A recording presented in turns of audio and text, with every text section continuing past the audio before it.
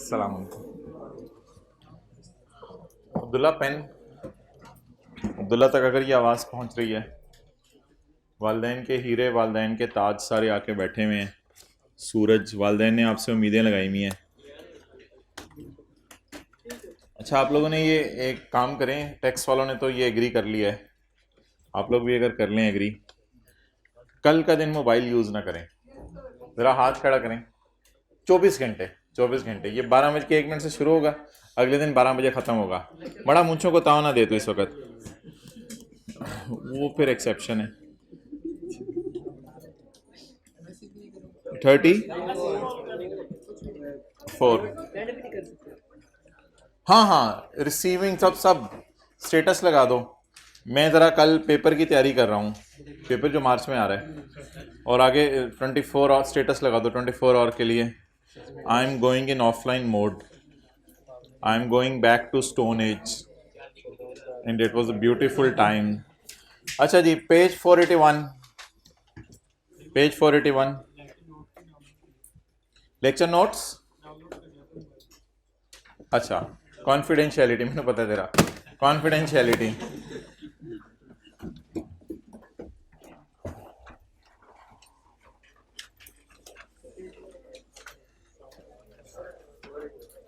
फूफो और खाला की बातें आपके घरों के अंदर होती हैं या कॉन्फिडेंशियल रखी जाती हैं? मिल गया, जज़ाकल्लाह।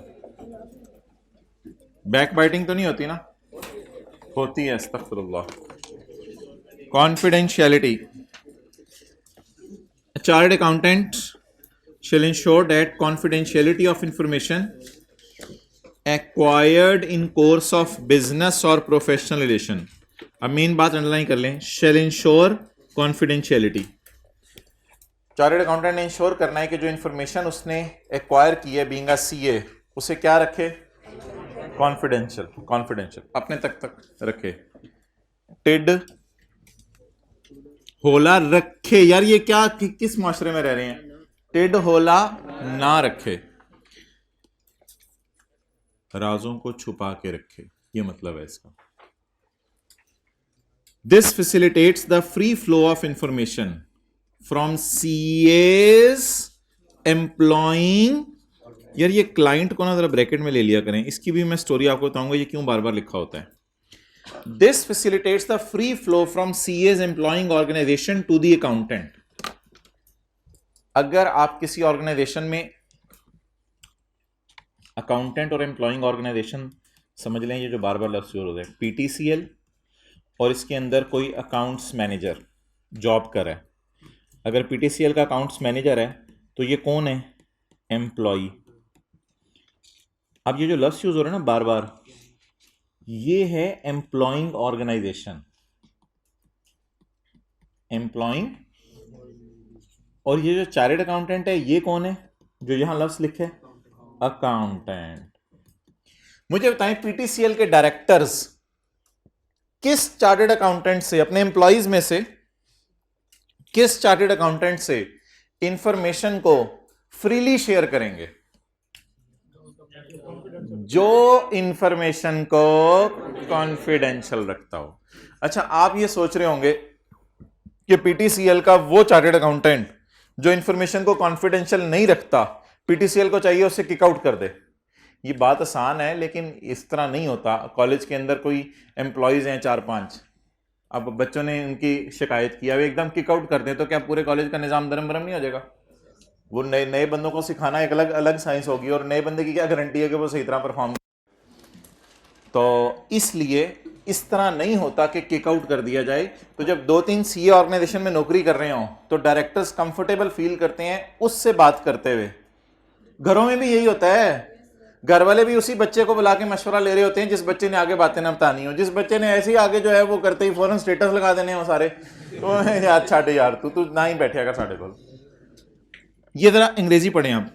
This facilitates the free flow of information from the CA employing organization to the. इधर इंफॉर्मेशन का फ्लो, इधर से इधर इंफॉर्मेशन का फ्लो का फ्री होगा जब एतमाद होगा कि हमें चार्टर्ड अकाउंटेंट क्या करते हैं, इंफॉर्मेशन को कॉन्फिडेंशियल रखता है। नेक्स्ट, ये नोट कर लें, ये पीटीसीएल इज एम्प्लॉइंग ऑर्गेनाइजेशन और अकाउंट्स मैनेजर जो एसीए है उसको यहां अकाउंटेंट कहा जा रहा है? जी बिल्कुल, ऑब्वियसली एथिक्स में न्यूमेरिकल कैसे आएगा? जी केस स्टडी भी आएगी, थ्योरी का सिंपल सवाल भी आएगा, इस दफा जैसे एमसीक्यूज आए थे एमसीक्यू भी आएगा, कुछ भी आ सकता है बस।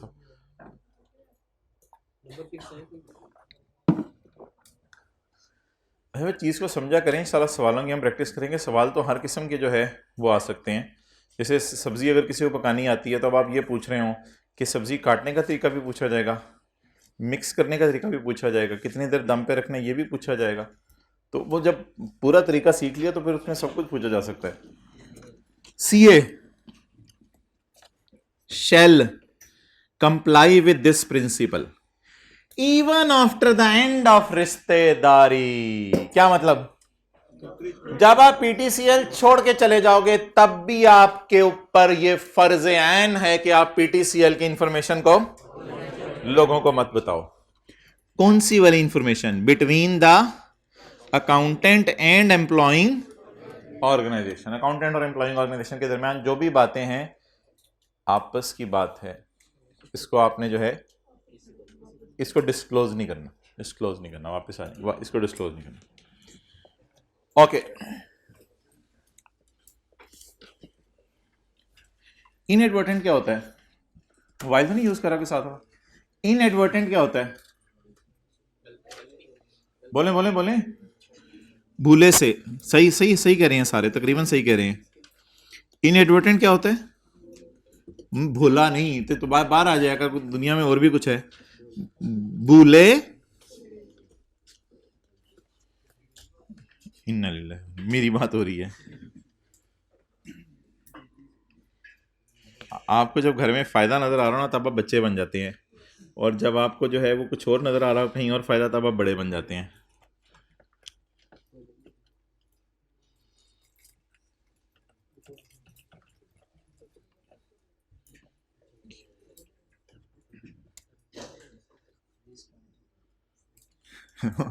गाली मुकावरी स्टार्ट। ठीक है भाईजान।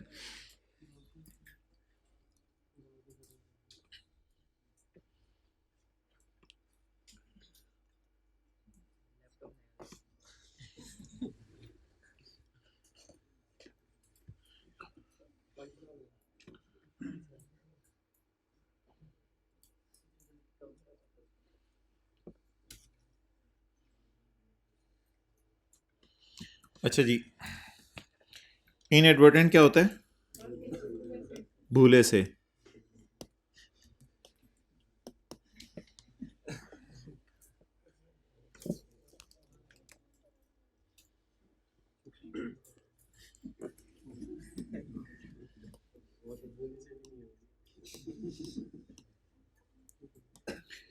आपने इंश्योर करना है कि भूले से भी आप इंफॉर्मेशन डिस्क्लोज ना करें।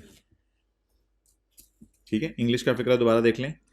आपने इंश्योर करने कि भूल के भी, उई मैं तो भूल गया था, मैंने नहीं बताना था, ये वाली बोंगी नहीं मारनी। इंश्योर, अच्छा कई दफा घर में बच्चों को कोई चीज मना करते हैं, वो बड़ों के सामने पूछ लेते हैं, अच्छा बतानी है इनको, वो सामने इंश्योर नो इन एडवर्टेंट डिस्क्लोजर। तो भूले से भी कोई आपने बात इंश्योर करना है कि डिस्क्लोज ना हो। कहां पे? इन अ सोशल एनवायरमेंट, दोस्तों में बैठे हुए, and to a close business associate, किसी क्लाइंट के साथ, कस्टमर के साथ, सप्लायर के साथ बैठे हुए, और इमीडिएट और क्लोज फैमिली मेंबर, ये बीवी बच्चों के साथ बैठे हुए भी आपने दफ्तर की बातें नहीं करनी, कॉन्फिडेंशियल बातें, वैसे तो बातें कर लें। ओके, नेक्स्ट, अगली 4 बातें बड़ी आसान है। Maintain confidentiality of information within organization. PTCL के अंदर भी और लोगों को बातें नहीं बतानी। Not disclose confidential information outside organization, PTCL से बाहर भी किसी को बातें नहीं बतानी। Not use information for personal advantage, और जो इंफॉर्मेशन पता चली है उसको अपनी जात के लिए भी यूज नहीं करना।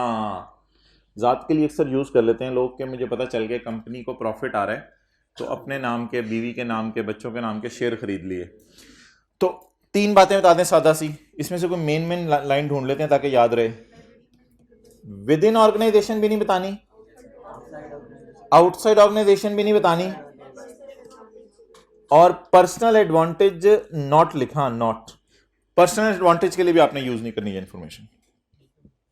और for advantage of third party, दोस्त, दोस्तों को भी नहीं आपने बताना कि आपने सीए कर लिया, पीटीसीएल के जो है वो अकाउंट्स मैनेजर हैं, आप अपने डॉक्टर और इंजीनियर दोस्तों को बता दें। किसका दोस्त इंजीनियर बन गया हुआ है? इतने लोगों ने हाथ खड़े कर दिए। अच्छा, तो उनको भी आप लोगों ने नहीं बताना कि तुम जो है वो पीटीसीएल के शेयर्स खरीद लो। वैसे अगर वो पूछे कि यार तुम पीटीसीएल में नौकरी कर रहे हो, क्या प्रॉफिट आ रहे हैं, तो लंगोटिया यार है और दोस्ती की कसम दे के पूछे, तुझे मेरी दोस्ती की कसम, तू मुझे बता मैं शेयर खरीदूं ना खरीदूं? बता देंगे? नहीं बताएंगे? बता देंगे। अच्छा, रिपोर्ट तो भी आई नहीं, वो तो इन्फॉर्मेशन अभी कॉन्फिडेंशियल है, पता ही नहीं सबको। बताएंगे नहीं बताएंगे? अच्छा जी, अगली बात तो सांसी है, वो बता दें।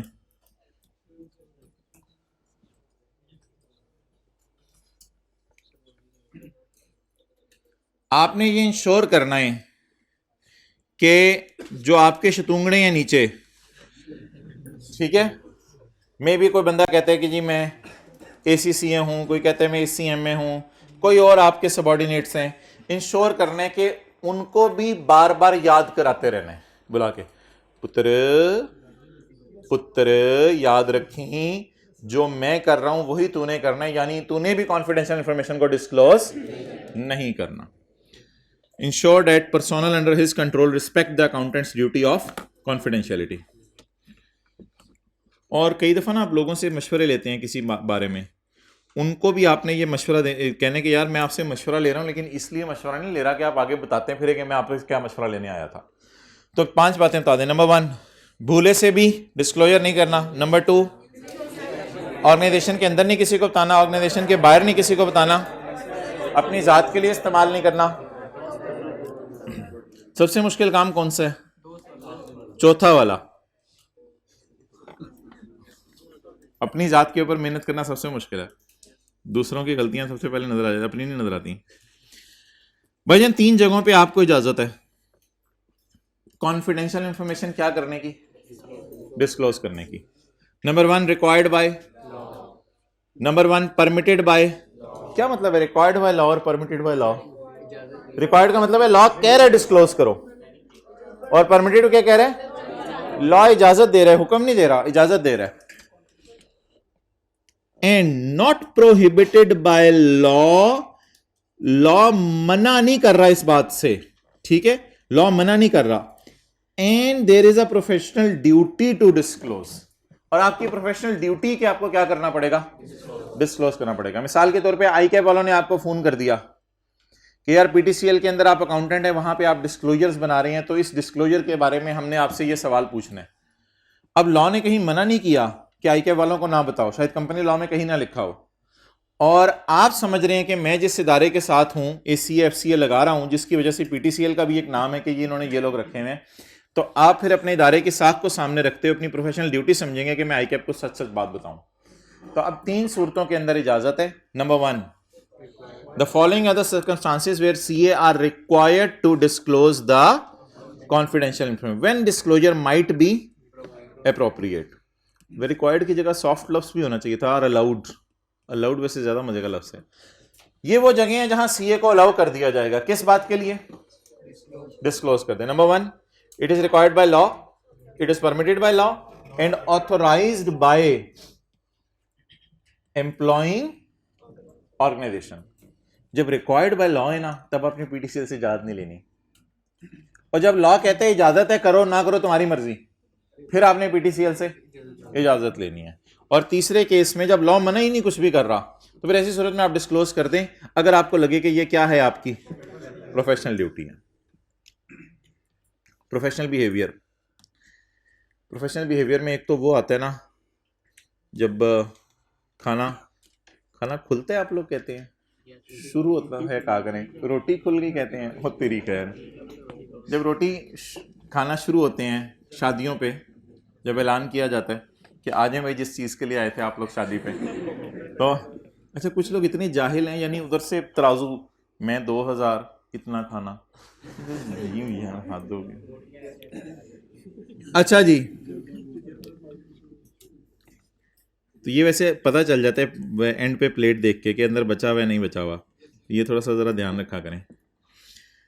अच्छा, जो माएँ अब बच्चों को दूर से देख के कह रही होती है ना शादियों पे, ये वो वाली चीज़ है कोई, बिहेव, उधर से माँ की आवाज़ आती है बिहेव। तो चार्टर्ड अकाउंटेंट को भी सीए करने के बाद क्या करना चाहिए, बिहेव करना चाहिए। बिहेव करने के लिए क्या है, अवॉइड एनी हरकतें दैट मिसक्रेडिट द या डिसक्रेडिट द, ऐसे काम नहीं करने जिसके प्रोफेशन से के नाम पर आंच आए। मिसाल के तौर पे एक टेबल डॉक्टर्स की लगी हुई थी, एक इंजीनियर्स की लगी हुई थी, एक अकाउंटेंट्स की लगी हुई थी। अब जैसे ही खाना खुला तो एक ने दूसरे को कोनी मारी, दूसरे ने तीसरे को कोनी मारी, सारे भाग के पहले पहुंचे हुए थे। एक की कमीज के ऊपर सालन गिरा हुआ, दूसरे के शलवार के ऊपर बोतल गिरी हुई, तीसरे की जो है वो वेस्ट कोट के ऊपर जो है वो निशान पड़े हुए। तो आप ये बता दें ये इन्होंने जो हरकत की है, उधर से डॉक्टर्स तसल्ली से भाज के देख के क्या कह रहे होंगे, ये देखो ये आई कैप क्या निकाल रहा है। अच्छा, इसको अभी से जरा सही करना शुरू कर दें, स्टूडेंट लाइफ से ही, आप लोग तो ध्यान रखते हैं। अच्छा, an accountant shell avoid any हरकतें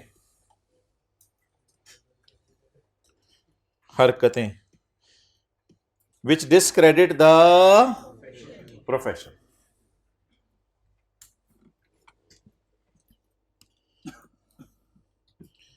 अब आप दफ्तर के अंदर बैठे हुए हैं, कोई बंदा बाहर से आया, अब आप अपने जो है वो एम्प्लॉय को ये कहे, ओए शीदे वो भाई ना लस्सी दे यार, शर्म नहीं आती तेनों, कितनी देर से आके बैठे ने, नहीं आप प्यार से बुलाएं, oh please come and give him lassi, please my dear give him lassi.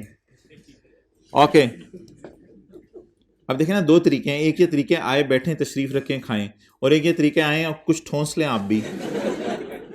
Hell of difference between these two. An accountant shall avoid any हरकत that miscredit the profession। एक और बात इसमें है, comply with the relevant laws and regulations। relevant laws जो regulations हैं उनको follow करना है। ये ना IFRS की बात नहीं हो रही, कंपनी लॉ टाइप और लॉज फॉलो करने, क्योंकि IFRS को फॉलो करना ना यहाँ कवर हुआ है, वो अब सफाई उड़ गया, कल उसको ढूंढूंगा मैं। वो IFRS को फॉलो करना प्रोफेशनल कॉम्पिटेंस में कवर हुआ था, तो ये ध्यान रखिएगा। IFRS को फॉलो करना कहां कवर हो रहे हैं, प्रोफेशनल कॉम्पिटेंस में, कॉम्पिटेंट होना चाहिए आपको। और अदर लॉज को फॉलो करना, रेलिवेंट लॉज एंड रेगुलेशंस, ये कौन से हैं, अदर देन IFRS, क्योंकि अगर IFRS को आप फॉलो कर रहे हैं तो that is called as professional competence.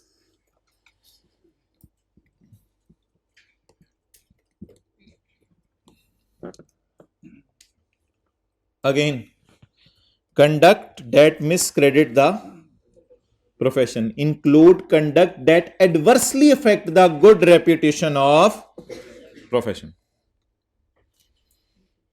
he shall not, आपको ये थे डॉक्टर साहब बैठे हुए थे, इधर चार्टर्ड अकाउंटेंट साहब बैठे हुए थे। अब डॉक्टर साहब जब उठ के गए तो उन्होंने देखा पांव के पास 5 बोतलें पड़ी हुई हैं। मैन ये तो बच्चा निकला है। he shall not engage in any activity that impairs the integrity, neutral रहना और good reputation of the profession, ऐसी एक्टिविटी में आपने इन्वॉल्व नहीं होना।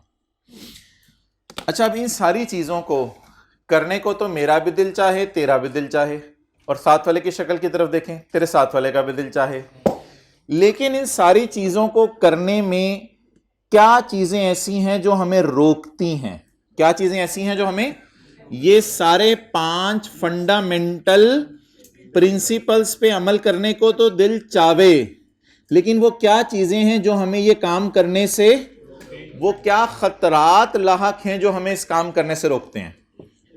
थ्रेट्स टू फंडामेंटल, भाई कह रहे हैं कल पढ़ लेंगे इंशाल्लाह, संडे को मैं हाजिर हूं, शाम को कर लो तकरीबन मगरिब के बाद। अच्छा, Compliance with the fundamental principles may be threatened by broad range of circumstances. Comply क्या होता है? अमल करना, फॉलो करना, फंडामेंटल प्रिंसिपल्स को मे बी, काटें इसको, may be threatened by a broad range of circumstances. Many threats falls into the following categories. खतरात हैं, उनकी अगर लिस्ट बनाई जाए तो ये 5 खतरे हैं. ये पढ़े हैं कभी जिंदगी में आपने? अच्छा, ये 2-3 लाइनें, इसको कभी कोई लिफ्ट ना कराएं. ये भी 2-3 लाइनें खुद ही आप समझ लेंगे जब ये थ्रेट्स मैं पूरे पढ़ लूंगा. 1-2 थ्रेट पढ़ते हैं, फिर सवाल शुरू करते हैं IAS 21 का. सेल्फ इंटरेस्ट थ्रेट बता दें, सादा से क्या है सेल्फ इंटरेस्ट थ्रेट? वो कल जो बात हुई थी, एम्प्लॉयर ने, पीटीसीएल ने आपको कहा था इंपेयरमेंट लॉस की एंट्री ना करो, आपको बोनस दे देंगे. तो that is self interest threat. This is a threat that of financial और अदर इंटरेस्ट. फाइनेंशियल का क्या मतलब है? आपको पैसे मिलेंगे. अदर इंटरेस्ट का क्या मतलब है? आपको जॉब सिक्योरिटी मिल जाएगी या आपकी तरक्की हो जाएगी. बिल्कुल सही बोला, प्रमोशन हो जाएगी. तो एम्प्लॉयर ने कहा तू गलत काम करता जा, मेरे से प्रमोशन लेता जा या मेरे से पैसे लेता जा. This is a threat that money or job security will inappropriately influence a chartered accountant's judgment or behavior. आप अपने दोस्त सीए से मिले, यार तू पीटीसीएल में नौकरी कर रहा है, तेरा बिहेवियर बदलता हुआ नजर आ रहा है, तूने अभी कॉल जो किया मुझे लग रहा है कोई 2 नंबर काम कर रहा है तू. तो उसने कहा yes, the financial interest is influencing me and sorry guy I am influenced. तो बस ठीक है, फिर ये गड़बड़ कर रहा है. Such financial interest might cause an accountant to be reluctant, घबराएगा, to take action that would be against his. आप अपने इंटरेस्ट के खिलाफ जाना बहुत मुश्किल होगा. इंटरेस्ट क्या नजर आ रहा है? पैसा. उसके खिलाफ जाना आपको क्या नजर आएगा? मुश्किल नजर आएगा. एग्जाम्पल्स में इंक्लूड बट आर नॉट. सिर्फ यही नहीं है, आपको क्या मिल रहे हैं? पैसे मिल रहे हैं. या आपको क्या मिल रही है? Job security. या प्रेशर है from outside people other than employer के अलावा कोई आउटसाइड पीपल भी आपके ऊपर जो है वो प्रेशर डाल सकते हैं. एम्प्लॉयर के अलावा आउटसाइड पीपल भी आपके ऊपर प्रेशर डाल सकते हैं. कोई ऐसी जो है वो इसमें परेशानी वाली बात नहीं है. इसकी कई मिसालें दी जा सकती हैं. मिसाल के तौर पे आप पीटीसीएल के अंदर जो है वो एम्प्लॉई हैं और पीटीसीएल के खिलाफ जो है वो कोई केस चल रहा है. पीटीसीएल ने जिस किसी बंदे से कोई लैंड बिल्डिंग बनवाई थी तो वो बिल्डिंग उस बंदे ने गलत बना के दी. तो जिस बंदे ने पीटीसीएल को बिल्डिंग गलत बना के दी, अब वो बंदा आपको बार बार फोन करके कह रहा है कि जो मैंने ब्लंडर किए हैं, जो मैंने गलतियां की हैं, इसके अलावा तुम्हें पता है हमारा कोर्ट में केस चल रहा है. लेकिन इस कोर्ट केस की डिटेल आपने फाइनेंशियल स्टेटमेंट्स में नहीं देनी. हम एक IAS 37 पढ़ेंगे जिसमें हमने बताना होता है कि किस किस से हमारी ऑर्गेनाइजेशन की लड़ाई हुई है. उसमें डिटेल बतानी होती है, पार्टीज के नाम भी बताने होते हैं कि कहां कहां कोर्ट केस चल रहे हैं, ताकि यूजर्स को पता चले कंपनी में चल कर उन्होंने पैसा लगाया हुआ है. तो अब वो पार्टीज जिन्होंने पीटीसीएल से फटे किए हुए हैं, वो पार्टीज पीटीसीएल के खिलाफ कोर्ट में गई हुई हैं, वो पार्टीज बार बार अकाउंटेंट को फोन करके क्या कह रही होंगी कि तुमने IAS 37, एक हम पढ़ेंगे आने वाले दिनों में, उसके डिस्क्लोजर जब देने हैं तो हमारा नाम उसमें ना हो. तो इस किस्म के भी आपके ऊपर प्रेशर आएंगे और आप नहीं मानेंगे तो वो कहेंगे आपको हम गाड़ी भेज रहे हैं नहीं आपके लिए रखने के लिए, आप उसको इस्तेमाल करें, आप उसको रखें, इंशाल्लाह ये गाड़ी आपकी है. तो अब ये कौन सा थ्रेट हो गया? Self interest threat. Pressure from outside people other than employer के अलावा कोई बाहर के लोग भी आप पे क्या डाल सकते हैं? प्रेशर डाल सकते हैं. आएंगे प्रेशर में? नहीं आएंगे? नहीं आएंगे. कहना है नहीं आएंगे. ओके, इस मिसाल को तो खुद ही पढ़ लीजिएगा.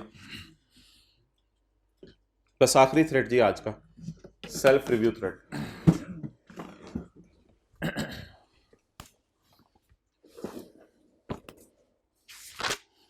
ये भाई ने होमवर्क किया हुआ है, ज़ूम कर रहा हूं.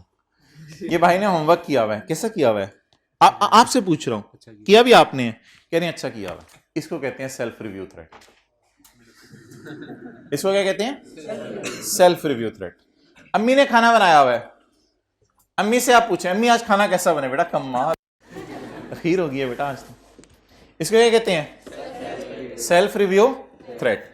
आपका दोस्त बाइक चला के आपको कॉलेज लेके आया, उसके बाद आपने उस दोस्त से पूछा तूने कैसी ड्राइविंग की? कहते हैं यार मेरी ड्राइविंग कमाल कर दी मैंने आज तो। इसको क्या कहते हैं? बोले सेल्फ रिव्यू थ्रेट। आपने टेस्ट दिया, आई के अपने का आप ही चेक कर ले, it is called as self review. अपने आप को जज करना तो शायद मुश्किल हो जाता है। ये खतरा नहीं है, ये खतरों का बाप है। इट इज अ बहुत बड़ा खतरा। इसकी सबसे बड़ी मिसाल ऑर्गेनाइजेशन में ये होती है कि चार्टर्ड अकाउंटेंट ने अपने सबऑर्डिनेट्स को नौकरी दी इंटरव्यू करके। बाद में डायरेक्टर्स ने पूछा कि वो जो तुमने सबऑर्डिनेट्स रखे थे, डायरेक्टर्स ने सवाल भी पूरा नहीं किया। चार्टर्ड अकाउंटेंट कहने लगा सर मेरी जो सिलेक्शन है वो गलत हो सकती है, सर कमाल काम कर रहे हैं वो लोग, और दिल ही दिल में वो सोच रहे हैं बोंगियां मार रहे हैं, तो मैंने गलत हायरिंग कर ली है। Clear?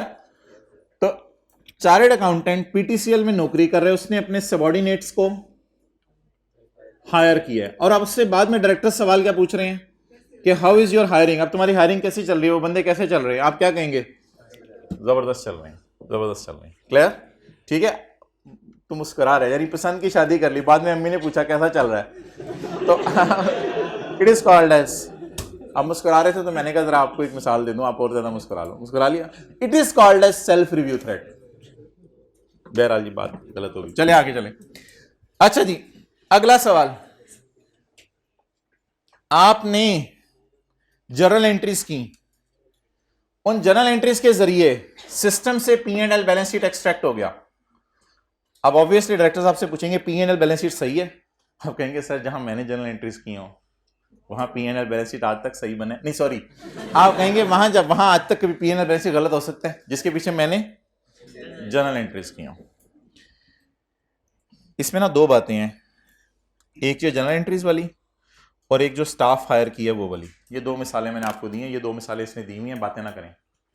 It is a threat that CA will not evaluate the results of previous judgement made by him और by another individual in organisation on which the accountant will rely.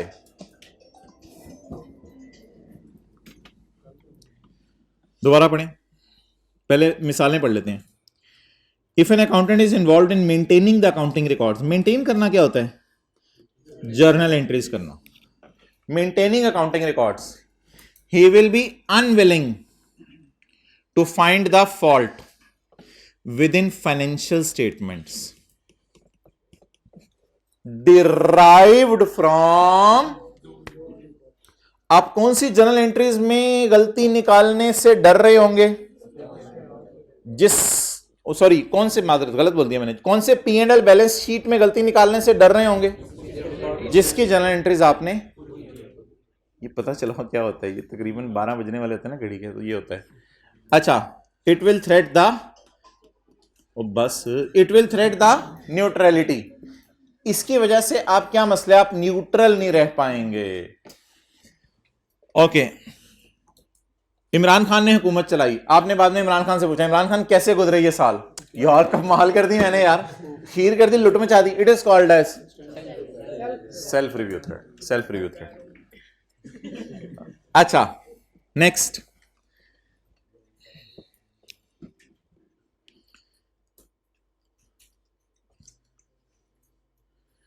अच्छा मैं किसी सियासतदान की बात नहीं कर रहा, तो वैसे ही आ गया, इमरान खान, नवाज शरीफ, जो भी है। सहाबा की एक सिर्फ थी, सहाबा ना अपने कारनामे गिनवाते नहीं थे। आज 99% सियासतदान अपने कारनामे गिनवाते हैं। अल्लाह को ये बात नहीं पसंद, अल्लाह। अच्छा जी, पढ़ें आगे। बोलें बिजनेस डिसीजंस। अगर किसी ने काम किया तो लोगों को वैसे ही पता चल जाता है, किसी को बताना नहीं पड़ता। The business decisions are reviewed by the same CA responsible for making, बहरहाल अच्छे बुरे लोग हर जगह मौजूद हैं, किसी के बारे में मैं राय नहीं दे रहा। The business decisions are reviewed by the same CA responsible for making those decisions. इसकी मिसाल मैंने दी है, वो जरा बताएं क्या? Firing, hiring. The business decisions are reviewed by same CA responsible for making those decisions. लिखें, सीए ने एम्प्लॉइज हायर किए और डायरेक्टर्स को कह रहे हैं मेरी हायरिंग कमाल है। सीए ने एम्प्लॉइज हायर किए और डायरेक्टर्स को कह रहे हैं मेरी हायरिंग कमाल है, तुम्हारी जमाल है, मेरी हायरिंग कमाल है। गर्मी सी लगे तो पहले बताया करें भाई, इसको आके जो है वो 22 पे कर दो। Okay,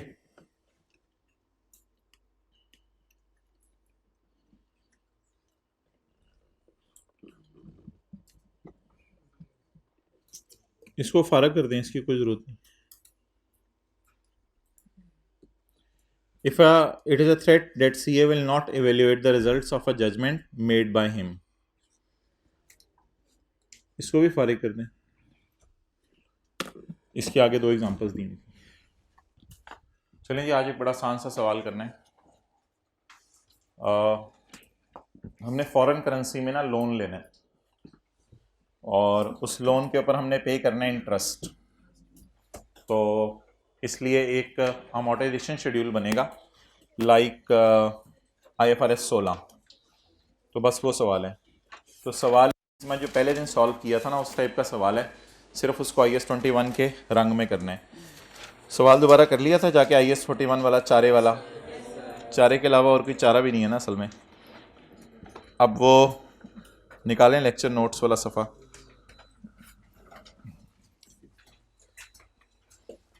question number 12, page number 625। बादशाह तो ऊपर चढ़ा लें।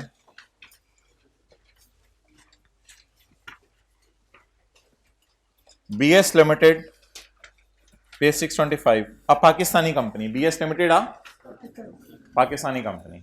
आज भी अच्छा सा होमवर्क जरा लेके जाने आप लोगों ने। BS limited Pakistani company obtain 5 year long term loan from Gill Bates. Gill Bates से जो हमने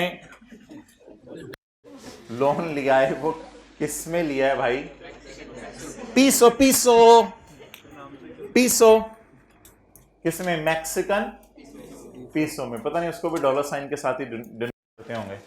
the terms of the loan were as follows. Obtain को अंडरलाइन कर लें। लोन पेएबल का अकाउंट बनाने, लोन रिसीवेबल का बता दें जल्दी। पेएबल का ऑब्टेन लिखा हुआ, लोन पेएबल का अकाउंट बनेगा। The terms of the loan are as follows. Gill, ये कौन है? बाहर वाला है ना? हाँ। Gill transfer Mexican $1,00,000 peso in BS account on यकम जनवरी। ये फिर प्रिंसिपल अमाउंट होगी 1,00,000 उसने, क्योंकि आपको पता है सबसे पहले जो दी जाती है अमाउंट डेट इज प्रिंसिपल। उसने ₹1,00,000 हमें ट्रांसफर कर दिया ऑन यकम जनवरी 14। थोड़ा इधर देखें अलाइनमेंट। यकम जनवरी 14 को उसने ₹1,00,000 ट्रांसफर कर दिया। The interest rate on loan is 7.931% per annum. ये भी कोई इम्प्लिसिट रेट टाइप की चीज होती है, मैंने आपको तो निकाल के दिखाया था, तो इसलिए अजीब सा रेट है। BS is required. BS कौन है? हम है, जिसकी अकाउंटिंग हमने करनी है। Is required to make a repayment. आपने क्या करनी है?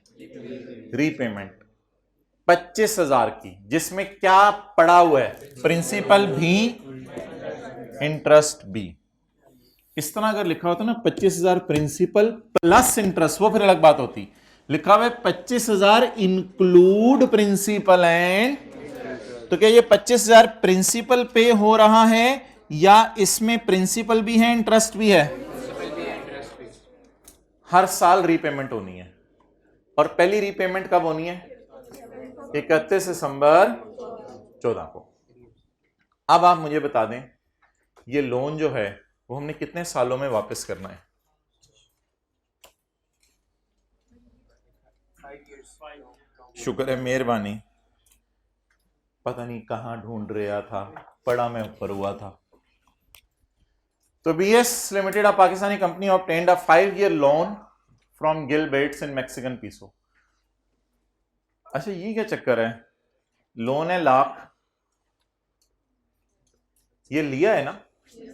लोन जो लिया है वो कितने? $1,00,000। लोन लिया और रीपेमेंट कितनी है? तो ये क्या चक्कर है कि आप जो है वो 25,000 पे कर रहे हैं 5 साल तक। तो मेरे ख्याल से इसको कोई लीज टाइप अगर आप चीज समझने की कोशिश करें तो 25,000 के 5 रेंटल हैं, 25,000 के 5, जैसे एसेट आप ले लेते थे लाख रुपए वाला और फिर उसको आहिस्ता आहिस्ता उसके पैसे देते रहते थे, तो ये कोई उस किस्म का लोन है। लोन कितने? 1 लाख, लेकिन वापस किस तरह करने हैं? 5 साल तक 25,000 with first payment falling due, यानी देनी पड़ेगी किस दिन?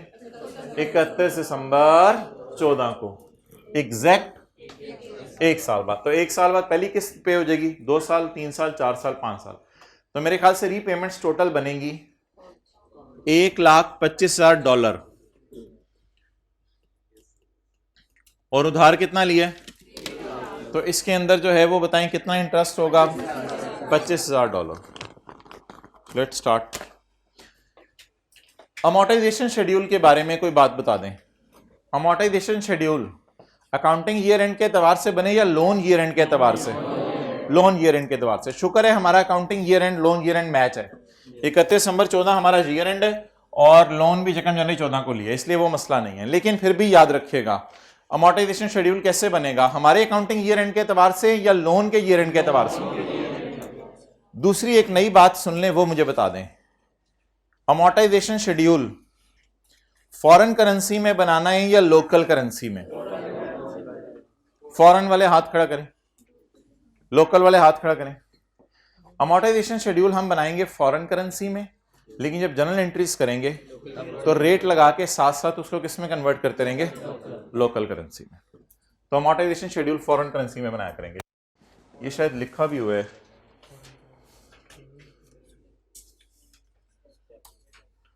लिखा कहां? स्टेप्स दिए हुए नीचे दिए हुए। Prepare loan amortisation schedule in foreign currency. अच्छा जी, अब ना अमोर्टाइजेशन शेड्यूल शुरू करते थे पीवी ऑफ एलपी से। पीवी ऑफ एलपी क्या होती थी? प्रिंसिपल टाइप चीज होती थी या रेंटल्स होते थे? प्रिंसिपल टाइप चीज होती थी। इधर प्रिंसिपल टाइप चीज ढूंढे, 1,25,000 या 1 लाख। तो इधर आपको डिस्काउंटिंग वगैरह नहीं करनी होगी, इधर बस जो आपने लोन का प्रिंसिपल लिया है बस वहीं से आपने शुरू करना होगा। तो बता दें सबसे पहली दफा इंटरेस्ट किस पे देंगे? 1 लाख रुपए पे, और फिर जैसे जैसे रीपेमेंट होती जाएगी वैसे वैसे लाख रुपया कम कम होता जाएगा। लाख का लोन लिया, फिर थोड़ा सा पे कर देंगे, फिर अगले साल और थोड़ा सा पे कर देंगे। तो अमोर्टाइजेशन शेड्यूल बना लें।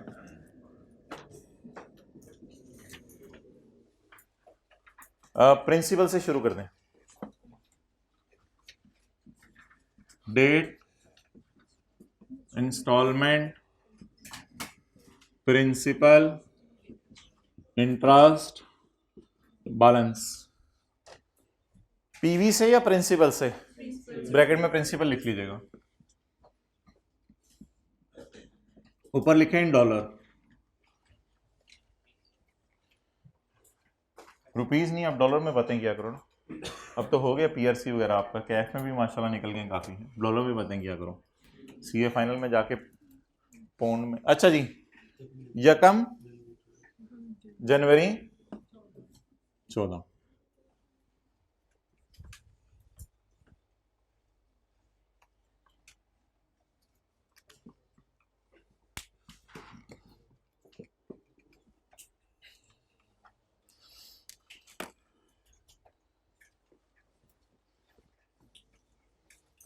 हज उम्रे पे लोग जाते हैं तो नहीं कितने 2 रियाल की बोतल है, 10 पैक मिल रहा होता है, सोचे 2 रियाल 100 रुपये, चल रहने दे।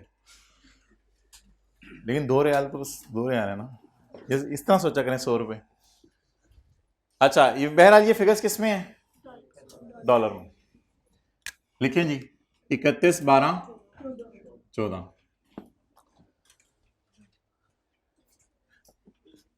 25,000, 31/12/15, 25,000।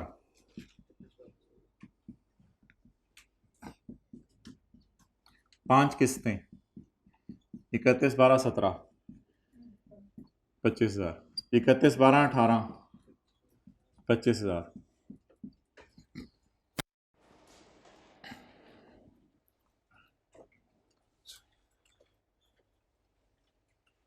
एंट्रीज कितने सालों की मांगी हैं?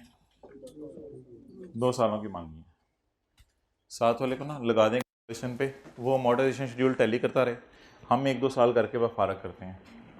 वो लगा दें यार, तू लग रहा है, वो खुश हो जाएगा, एंड पे 0 आके हम सवाल कर लेते हैं उतनी देर में।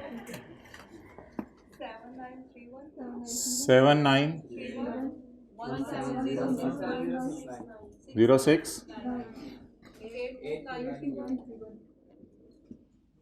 82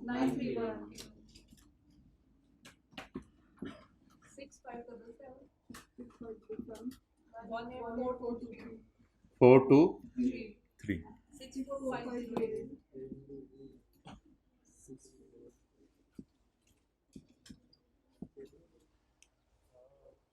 असल में हमने क्या किया है, लाख के ऊपर रेट लगाया 7.931, फिर 25,000 में से इतना अगर इंटरेस्ट है तो बाकी प्रिंसिपल है 17069, फिर 1 लाख में से 17069 माइनस किया तो ये प्रिंसिपल कम क्यों होता जा रहा है?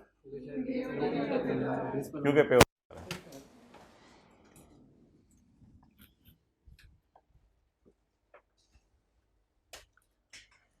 हम आसानी के लिए लीज वाली एंट्रीज करने लगे हैं, लेकिन उन एंट्रीज को सामने रख के आज हम नई एंट्रीज डिराइव करेंगे। हम आसानी के लिए गलत काम करने लगे हैं, फॉरेन करेंसी में जनरल एंट्रीज करने लगे हैं, हालांकि हमारी फाइनेंशियल स्टेटमेंट में पाक रुपीस के अंदर जनरल एंट्रीज होनी चाहिए। अब अगले 15 मिनट तक मैं रफ वर्किंग करने लगा हूं और वो रफ वर्किंग करके इन द एंड उसको काट दिया जाएगा। सिर्फ आसानी के लिए फॉरेन करेंसी में एंट्रीज 1 जनवरी 14। फॉरेन करेंसी में एंट्रीज का मतलब ये है कि मैं ये डब्बा नहीं देखना नीचे वाला,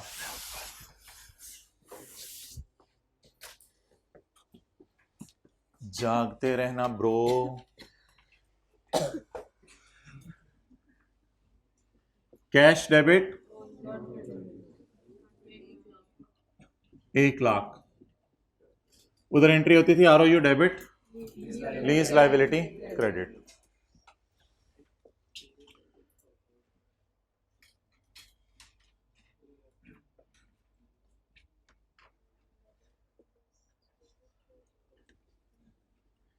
वैसे घर वालों को ना खींच के रखना चाहिए बच्चों को, वो समझते हैं बच्चा यूनिवर्सिटी लेवल टाइप बच्चा हो गया है, ये और बात है पूरी उम्र यूनिवर्सिटी देखेगा नहीं सीए में आके। तो अच्छा जी, कैश डेबिट लोन क्रेडिट।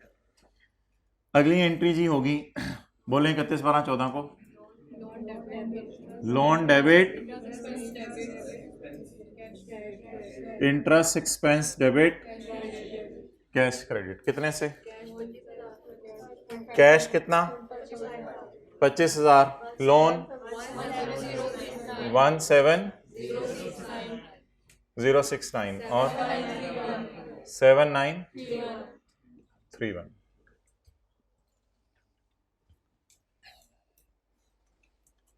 चलें जी, ये रफ वर्किंग है, नोट करें। लेकिन इसके सामने मैंने थोड़ी सी जगह छोड़ी है, इसके सामने एक और जगह छोड़ी है। इस एंट्री को ज़रा हम थोड़ा सा तोड़ने लगे हैं, तो थोड़ा सा सफ़े के ना ऐसे करके नोट करें, इसको छोटा छोटा करके।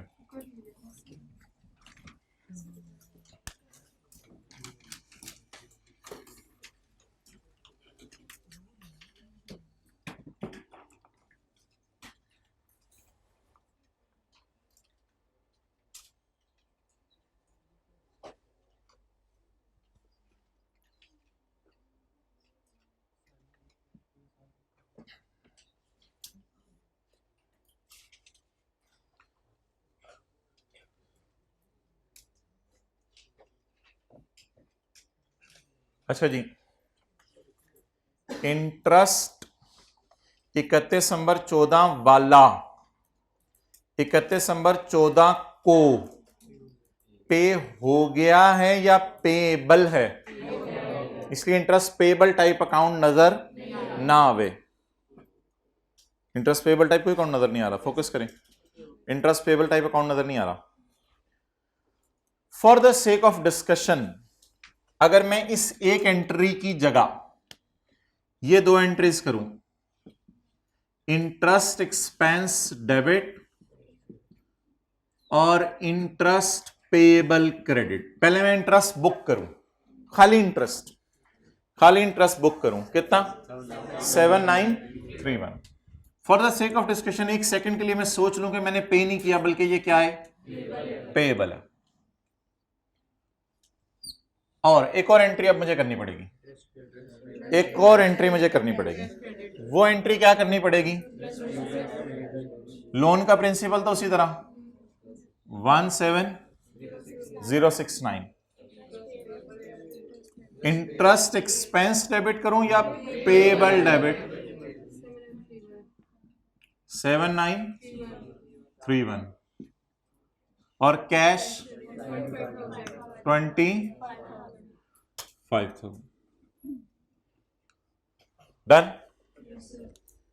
ये जरा एब्जॉर्ब करें, हाजमुल्ला एक एक मंगवाओ जरा, ये एब्जॉर्ब करें।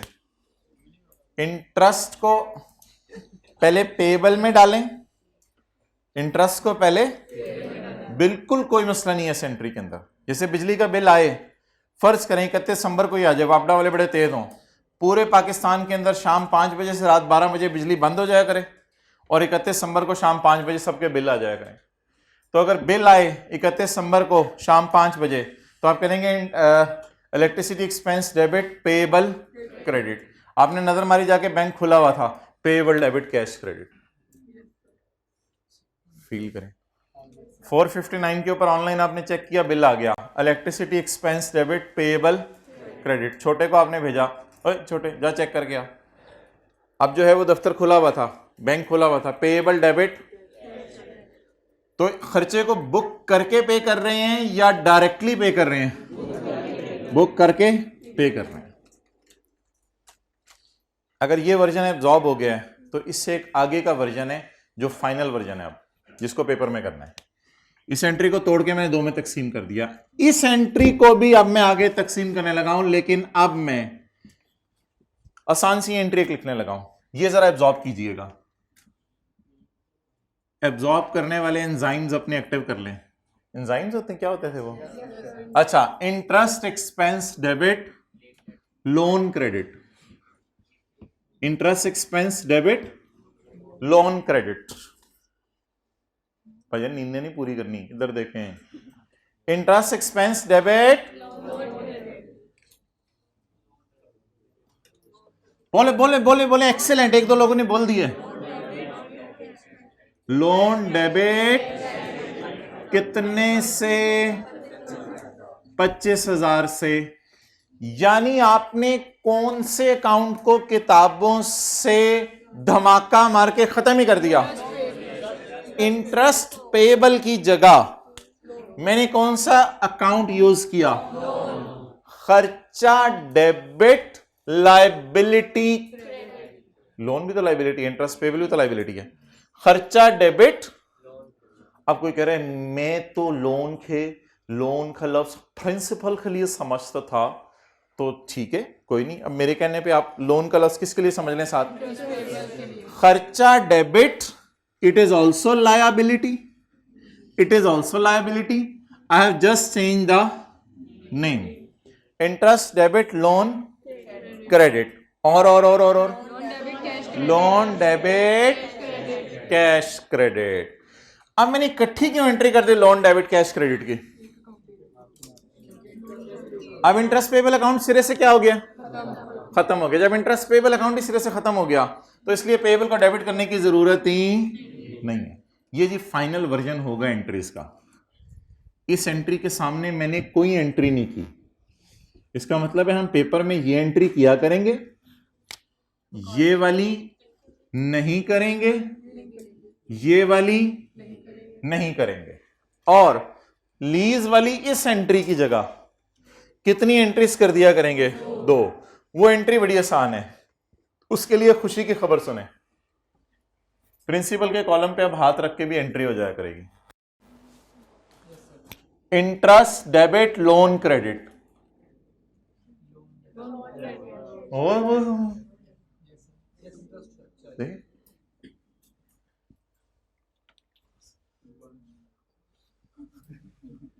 Interest, debit, loan,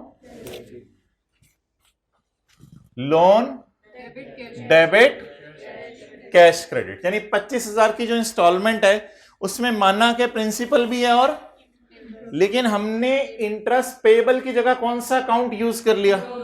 loan account. चलें 1 मिनट लगाएं, अब ये नोट कर लें और एब्जॉर्ब कर लें। एसी भाई इसको 20 पे कर दो, इसको 18 पे कर दो, इसको ऑन कर दो। थोड़ा सा ना खड़े हो 1-2 मिनट, नींद उड़ जाए ताकि। इसको पॉज कर दो।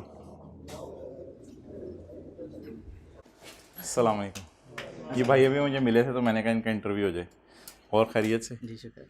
तो बच्चों से ज़रा शेयर कर लें। एएफसी में मेरी पहली अटेम्प्ट में पास हो गई थी। एएफसी पहले अटेम्प्ट में पास हो गई थी। चलें जी आगे।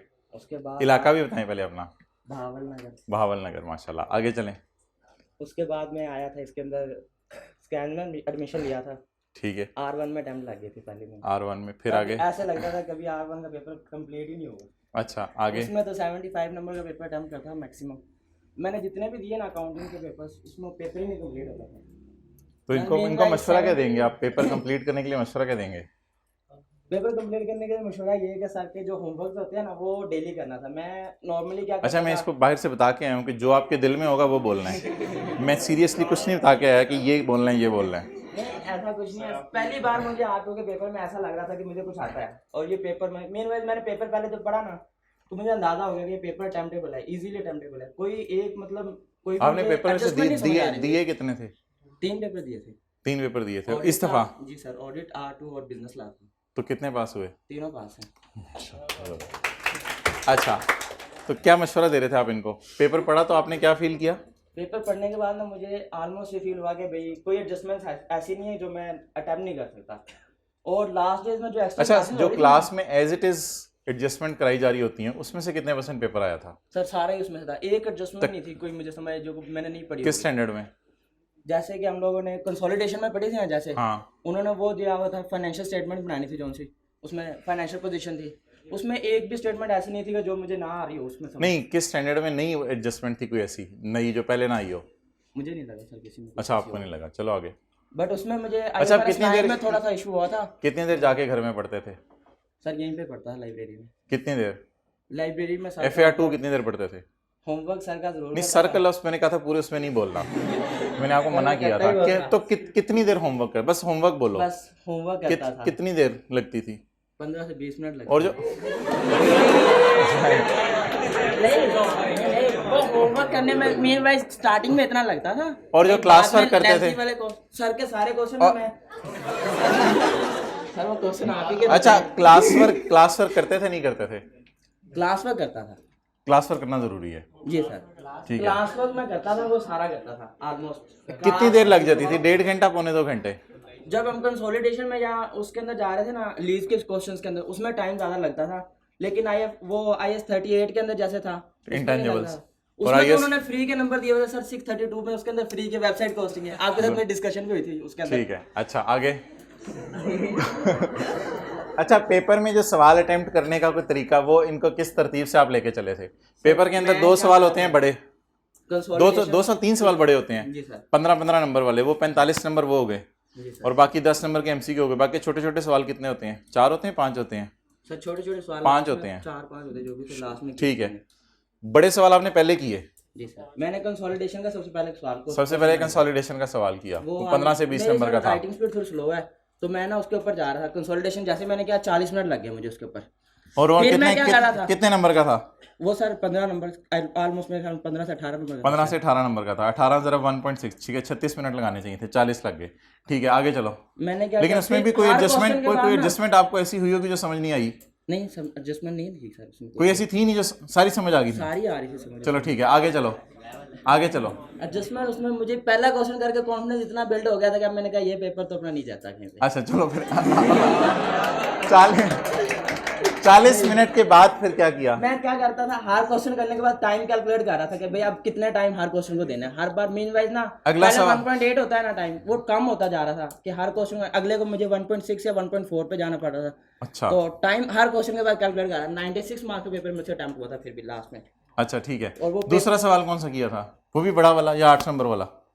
मैंने उसके बाद आई थिंक सो लीज का क्वेश्चन शायद अटेम्प्ट किया था। वो लीज जो का था 15 से 20 नंबर? नहीं वो तो लीज शुरू का में छोटा 8 नंबर का था। 8 नंबर का था। वो हलवा सवाल था। जी सर। उसके बाद आगे चलें। IFRS 15 वाले कंसेप्ट मुझे अच्छे आ रहे थे। वो रेवेन्यूज का था। वो मैंने रेवेन्यूज में कंप्लीट किया था। 80% बच्चों ने बताया कि वो सवाल हमें समझ नहीं आ सका। सर एक्स्ट्रा क्लासेस में मैंने पढ़ा था उनके आखिरी 2 क्लासें जो हमारी बड़ी होती हैं 6 जो साल, लास्ट वाली क्लास 8 बजे तक चली थी सर। रात 8 बजे तक जो चली थी वो उसका क्या था?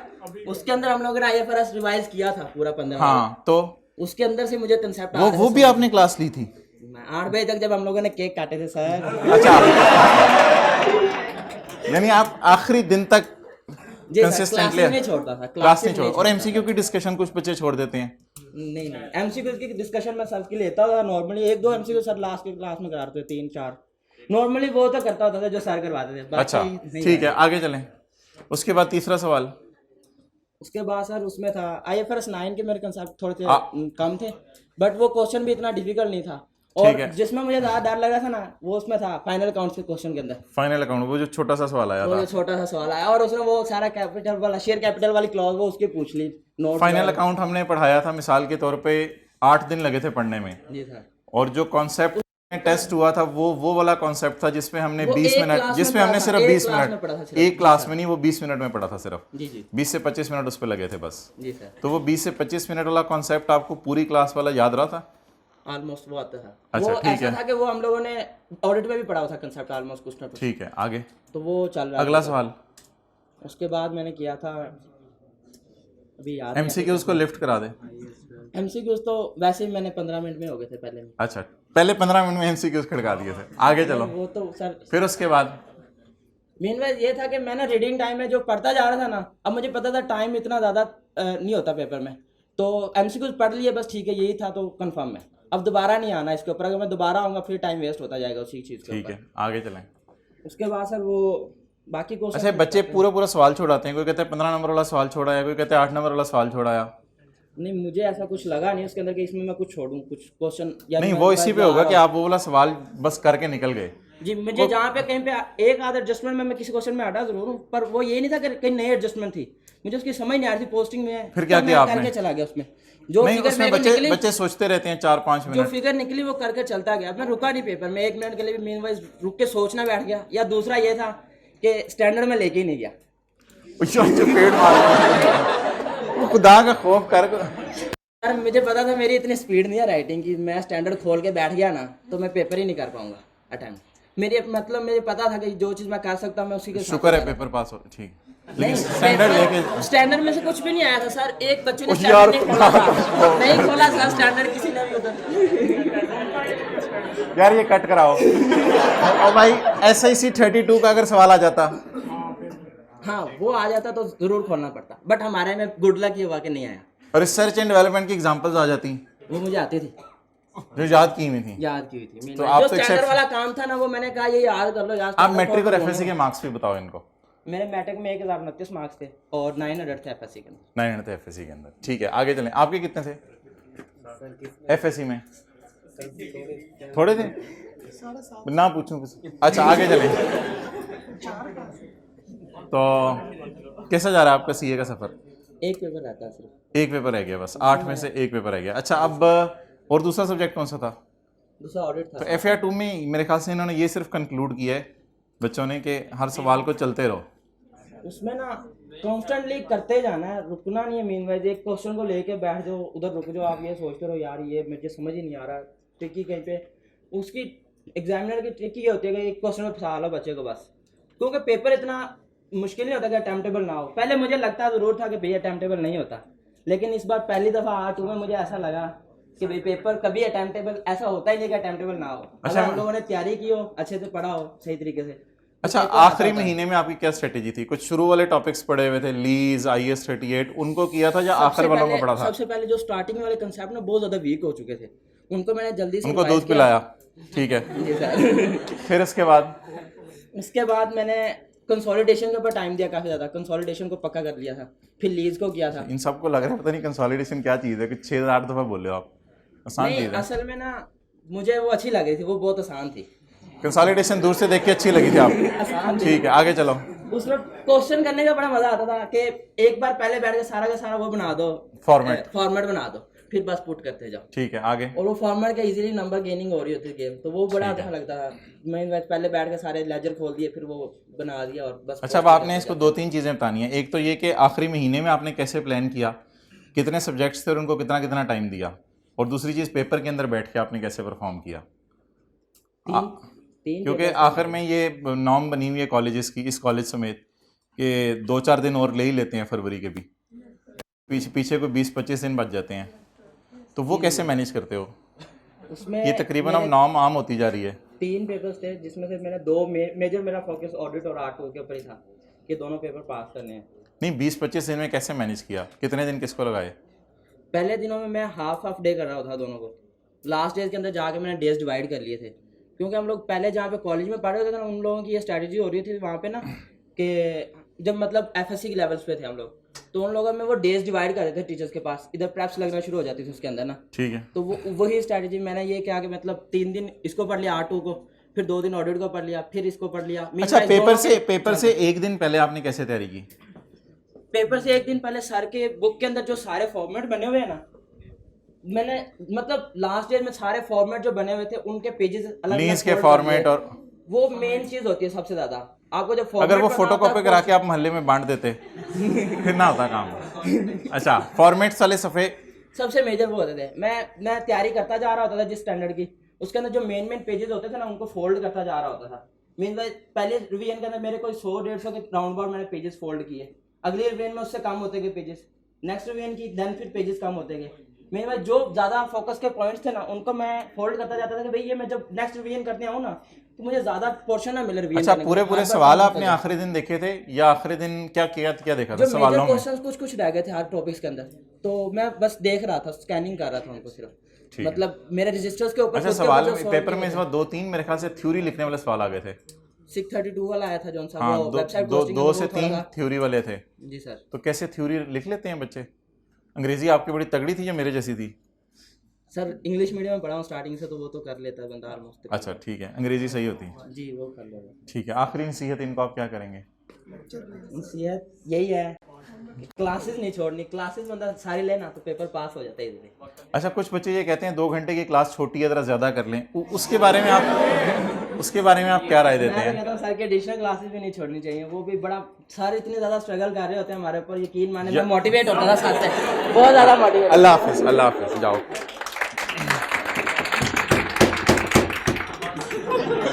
अच्छा, दूसरा पेपर कौन सा पास है। ऑडिट में क्या मशवरा दोगे इनको। ऑडिट में भी बहुत बच्चे कई दफ़ा रह जाते हैं, कई दफ़ा पास भी हो जाते हैं। ऑडिट में क्या मशवरा दोगे। कोई एक मेन टिप ऑडिट में।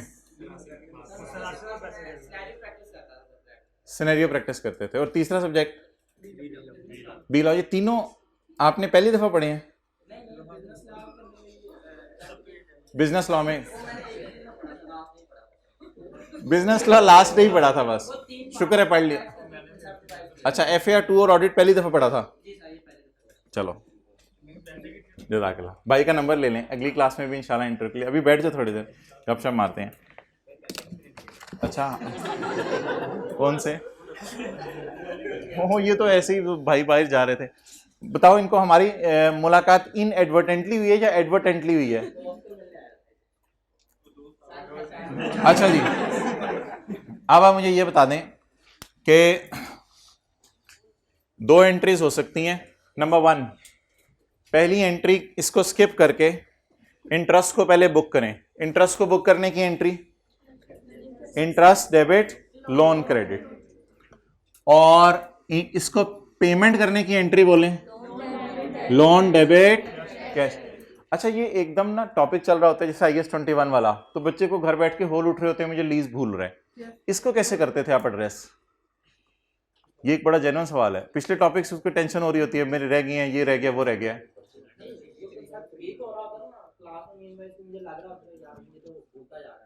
तो मैं कभी तो क्लास के अंदर थोड़ा बहुत टाइम मिला तो उसको खोल लिया था, क्लास के बाद जाकर उसको एक बार रिवाइज जरूर कर लेता था यार क्या पिछलों को नजर मारते रहते थे। ठीक है, जज़ाकल्लाह। अच्छा जी, भाई इनके लिए जूस मंगवाएं? मंगवाए बिस्किट के साथ। अच्छा, इनके लिए आप इंशाल्लाह अगली दफा 3 निकाल के अगली दफा आना जी। मोहतरम एंट्री बताएं 7931 की, जल्दी जल्दी। Interest expense debit, loan payable credit या इंटरेस्ट पेबल लोन? लोन। अब जब इंटरेस्ट पेबल की जगह लफ्ज किसका यूज कर लिया तो इसकी एंट्री कर दें 25,000 की। Loan debit cash credit. तो पहले इंटरेस्ट को बुक कर लें और फिर लोन और इंटरेस्ट दोनों को डेबिट करके एक ही नाम से लोन, और किसको क्रेडिट कर दें? कैश को। ये फॉर्मेट होगा इंटरेस्ट का जो हम यूज करेंगे। अब पाक रुपीस के अंदर जो डेटा अवेलेबल है वो देख लें। पाक रुपीस के अंदर डेटा अवेलेबल है। नंबर 1, यकम जनवरी 14 को स्पॉट रेट अवेलेबल है। डॉलर के साथ 1 लगा हुआ है ना, या मैक्सिकन पीसो के साथ 1 लगा हुआ है, तो मल्टीप्लाई वाला सवाल है। अच्छा, 31 दिसंबर 14, 31 दिसंबर 15। एवरेज रेट 2014 और 15। एवरेज रेट इग्नोर नहीं करना। आज मैं बताने लगा हूं कि एवरेज रेट को आपने आइंदा कैसे यूज करना है और कहां यूज करना है। पहले मुझे यह बता दें कि अब सवाल को फॉरेन करेंसी में ही पड़ा रहने दें या पाक रुपीज में कन्वर्ट करें। इसके लिए हम एक लोन का टी अकाउंट खोला करेंगे। क्या ओपन किया करेंगे? लोन का टी अकाउंट। डस्टर किधर? मोबाइल की केसिंग दे दो।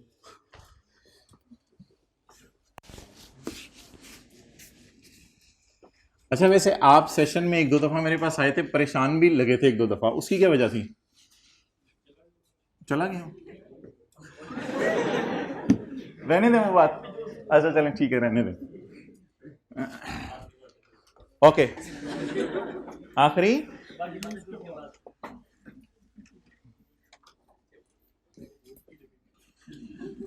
हम एक अकाउंट बनाएंगे, लोन अकाउंट, और उस लोन अकाउंट के अंदर सारी की सारी पोस्टिंग्स करेंगे और फॉरेन करेंसी डेटे को पाक रुपीज में कन्वर्ट करेंगे।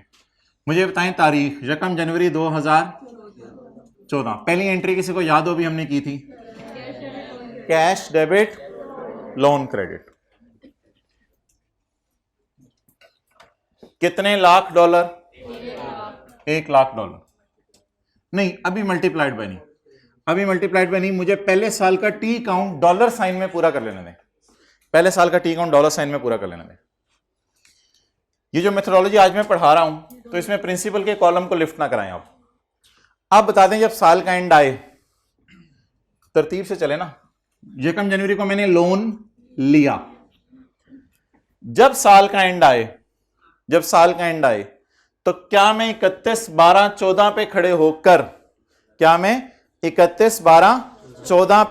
होकर, शेयर करेगा आपसे भी? आप मुस्कुरा क्यों रहे हो? वहां के पास बैठा तो हमसाये का हक तो अदा करेगा। हमसाये दूर वाले भी होते हैं। अच्छा, अब मुझे बता दें 7931 की क्या जनरल एंट्री हम करेंगे?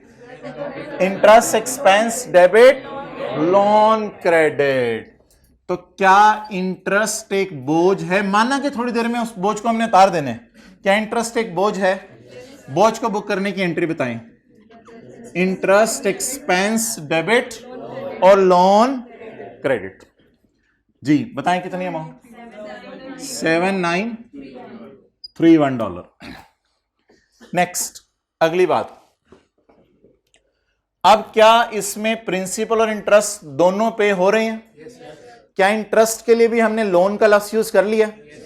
तो बस अब पेमेंट एक ही बची है। कितने की? 25,000। 25,000 की पेमेंट मैं बाहर के मुल्क भेज दूं, भेज दें। किस दिन भेज दूं? 31/12/14 को। 31/12/14 को लोन डेबिट कैश, लोन लिया, इंटरेस्ट की वजह से लोन बढ़ा और वो वापस भी कर दिया। $25,000 डालूं या $1 लाख? 25,000। तो इस मेथोडोलॉजी में प्रिंसिपल का कॉलम हमें ज्यादा लिफ्ट नहीं करा रहा जी। अमाउंट $25,000। अब कैलकुलेटर पे उसको उठाओ जरा भाई, सीए करो। अब कैलकुलेटर पे ना हमने सबने आप कैलकुलेटर थाम लेने हैं। कैलकुलेटर पे अब हम निकालने लगे हैं कैरी डाउन। कैलकुलेटर पे क्या निकालने लगे हैं? किसका कैरी डाउन निकालने लगे हैं कैलकुलेटर पर? लोन अकाउंट का। कैलकुलेटर पर कैरी डाउन निकालना है आपने। 31 दिसंबर 14 कैरी डाउन।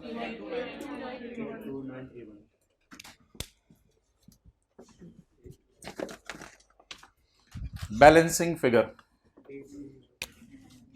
8 और ये ना करें कि यहां से मैच करें, counting year and loan year and different हुआ करेगा, तो इस फिगर को नहीं उठाना आपने, बस आपने यहां बैलेंसिंग निकाला करना है। 1 लाख प्लस 7931 माइनस 25,000 82931 डॉलर। सही है, गुड। लेकिन इसके साथ मैं क्या लिखूं? बैलेंसिंग। इसके साथ क्या लिखूं? ये जरा जरूर लिखना है ब्लू मार्कर से, बैलेंसिंग।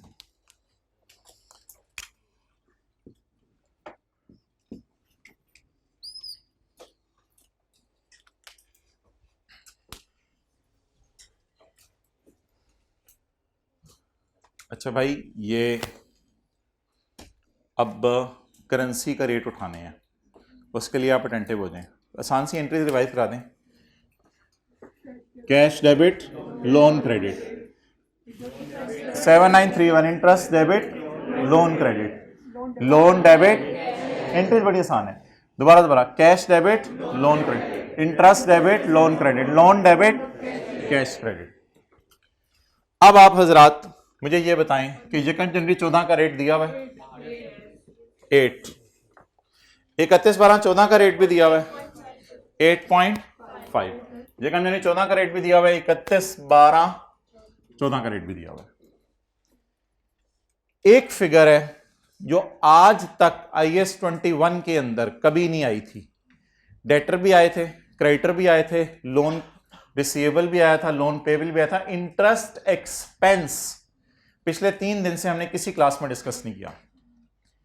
इंटरेस्ट एक्सपेंस के बारे में रूल है कि इसको एवरेज रेट पे रिकॉर्ड किया जाता है, क्योंकि इंटरेस्ट डेप्रिसिएशन टाइप कोई चीज है जो रोजाना से रिलेट करती है। इंटरेस्ट का खर्चे की बात कर रहा हूं, पेमेंट तो साल के एंड में होनी है। Interest is like depreciation.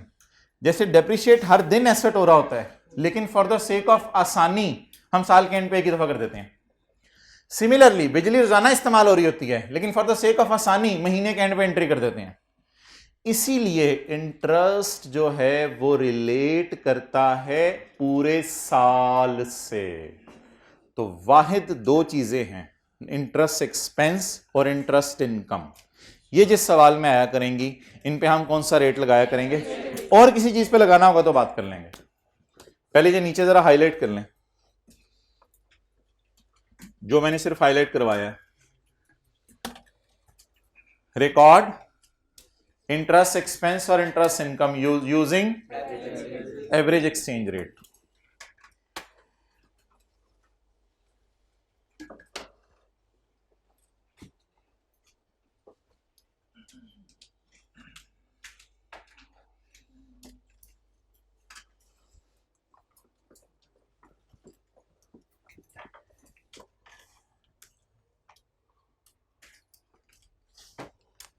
अच्छा, इस भाई से डिस्कशन के बाद वैसे मैंने भी अपनी राय बदल ली है। अभी चले गए मैं, तो मुझे उनकी बातों से ये लगा कि 80-90% एडजस्टमेंट्स जो पेपर में आती हैं वो ऑलमोस्ट पढ़े हुए में से आती हैं, लेकिन आपने ढूंढना होता है। उनके बकौल तो उससे भी ज़्यादा शायद पढ़े हुए में से आई हैं।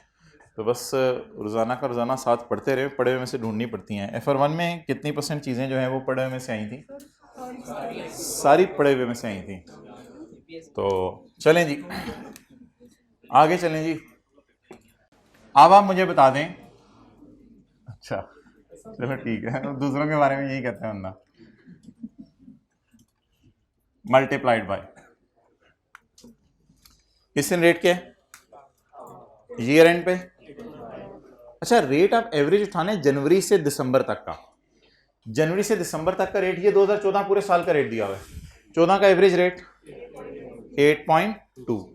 एवरेज अब आपको मैं निकालना थोड़ी देर बाद सिखाऊंगा, अगर टाइम मिला, वरना अगली क्लास में सीख लेंगे। एवरेज वैसे तो गिवन होगा। ये क्या चक्कर है कि साल के शुरू में 8 रेट था, साल के एंड पे 8.5 है, तो एवरेज कोई 8.25 नहीं होनी चाहिए थी। ऐसा नहीं होता, ये एवरेज साल के पहले और आखिरी दिन की एवरेज नहीं होती, ये पूरे साल के रेट्स लिस्ट डाउन किए जाते हैं, उनकी एवरेज ली जाती है।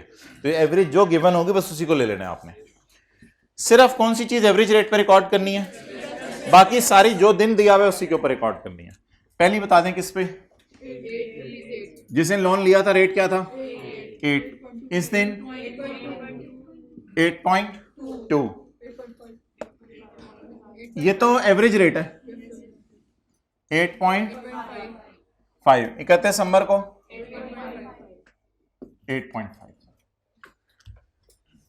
मुझे ये बताएं, जब आप पाक रुपीस के अंदर फिगर्स निकाल लेंगे तो कैलकुलेटर के बगैर बताएं ये अकाउंट टैली कर जाएगा? आपने डॉलर में अकाउंट टैली कर लिया है, 1 lakh plus 7931 minus 25,000 is equal to 82931। Dollar में अकाउंट आपने टैली कर लिया, इसलिए एहतियात में डॉलर में अकाउंट पहले टैली किया करना है। डॉलर में अकाउंट टैली हो गया, अब जब आप एक्सचेंज रेट से मल्टीप्लाई कर रहे हैं अकाउंट टैली कर जाएगा? वजह, इधर 8 रुपए वाली फिगर पड़ी है, इधर 8.2 वाली पड़ी है, इधर 8.5 वाली पड़ी है, इधर 8. शायद ये अब कल वाला काम होगा, वर्सेस वाली कैलकुलेशन ऑटोमेटिकली हो जाएगी, पता ही नहीं चलेगा आपको। वर्सेस वाली कैलकुलेशन, लोन जो साल के शुरू में लिया था वो 8 पे पड़ा होगा और जो वापस करना है वो 8.5 पे, तो वर्सेस वाली कैलकुलेशन तो ऑटोमेटिकली हो गई। जिस वक्त लोन लिया था रेट था क्या, जब वापस जो वापस किया उसका रेट, और जो वापस करना है अभी उसका रेट फिलहाल मुझे क्या पता है, ऑटोमेटिकली कौन सी कैलकुलेशन होगी। पहले जरा रुपीस में फिगर्स लिखवा दें, अकाउंट टैली नहीं करेगा। 8 लाख 65034 212 4914। अच्छा, ये फिगर्स आपको अमोर्टाइजेशन शेड्यूल में नजर नहीं आएंगी क्योंकि आपने पाक रुपीस में निकालनी है। 704914।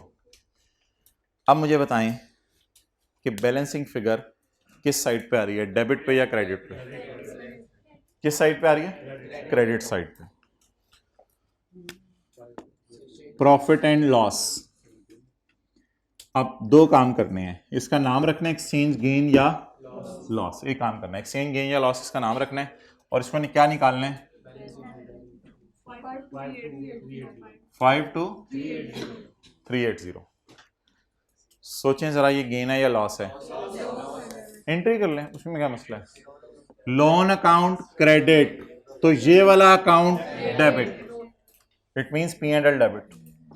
किसी को याद हो शायद डिस्पोजल अकाउंट में भी लॉस इधर ही आता था, तो इसका नाम एक्सचेंज, रीजन दोबारा सुन लें, लोन अकाउंट क्रेडिट, लॉजिक सुन लें, 8 के ऊपर लाइबिलिटी बुक की थी, लेकिन जब पे करने गए 8.5 पे हो रही है, तो नुकसान हो गया ना, हमें उधार बढ़ गया एक तरह का, तो शायद इस वजह से लॉस आ रहा है।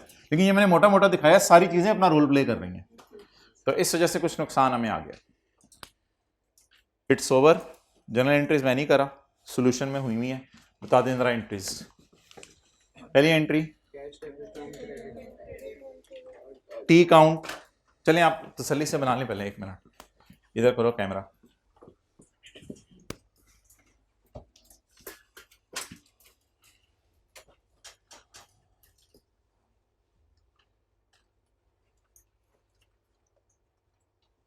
आज भी और कल भी 10-10 मिनट ना लीज की जो समरी है उस पर ज़रा नज़र मार लीजिएगा, ये वरना अभी बहुत फ़ायदा हो जाएगा, वरना बाद में बड़ा मसला होगा।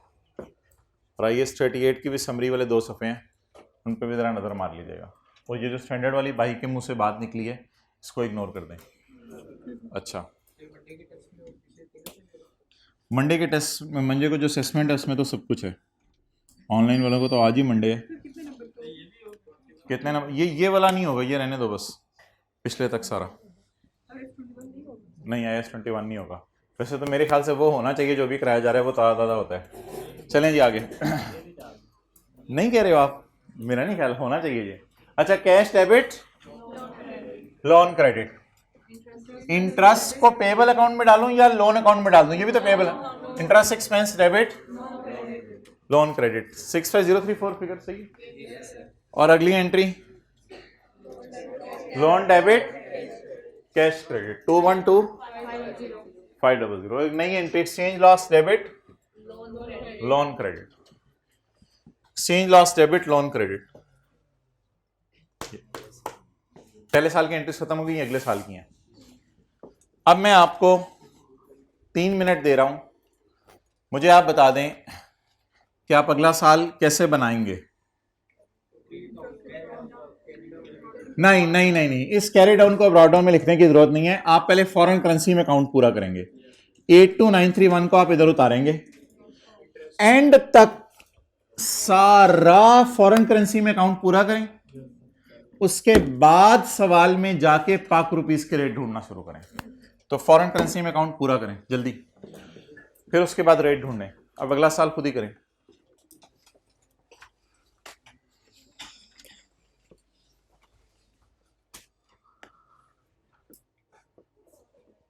पॉज कर दो।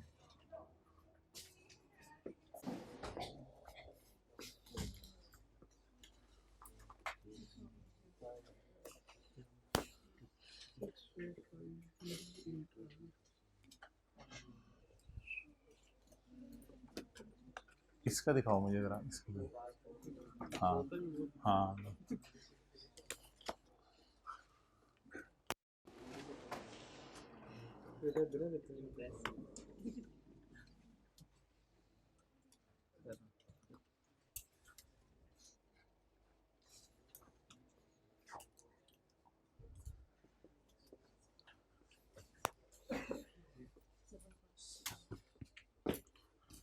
ओके,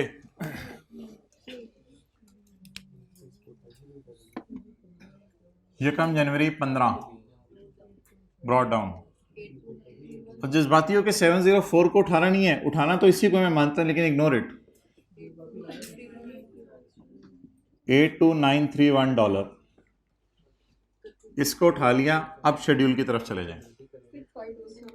अच्छा, आप बता दें 2 एंट्रीज जबानी, interest expense debit, liability credit या loan credit. Loan debit, cash credit. 31/12/15 interest expense $6577। 31/12/15 loan debit, cash credit.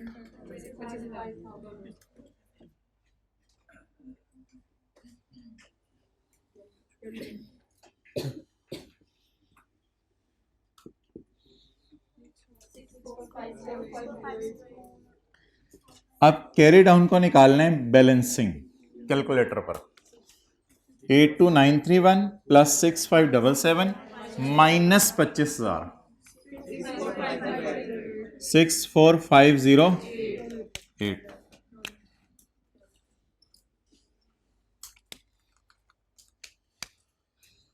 ये अब फॉरेन करेंसी में टैली हो गया। अब मल्टीप्लाई कर देते हैं। अच्छा, अब ये एक भाई पूछ रहे थे कि यकम जनवरी 15 का अलग रेट दिया हो। ना भाई, ये यकम जनवरी 15 का अलग रेट दिया हो तो भी आपने इग्नोर करना है, क्योंकि कैरी डाउन ब्रॉड डाउन बनता होता है। तो इसलिए वो 31/12/14 की रात वाला रेट आपने यूज करना है। जो यकम जनवरी 15 की सुबह 0001 के ऊपर रेट है, वो कितना है? वो डेट इज 8.5 704 अच्छा जी, 2015 का एवरेज रेट 7.7 जी, 643 7.5 1875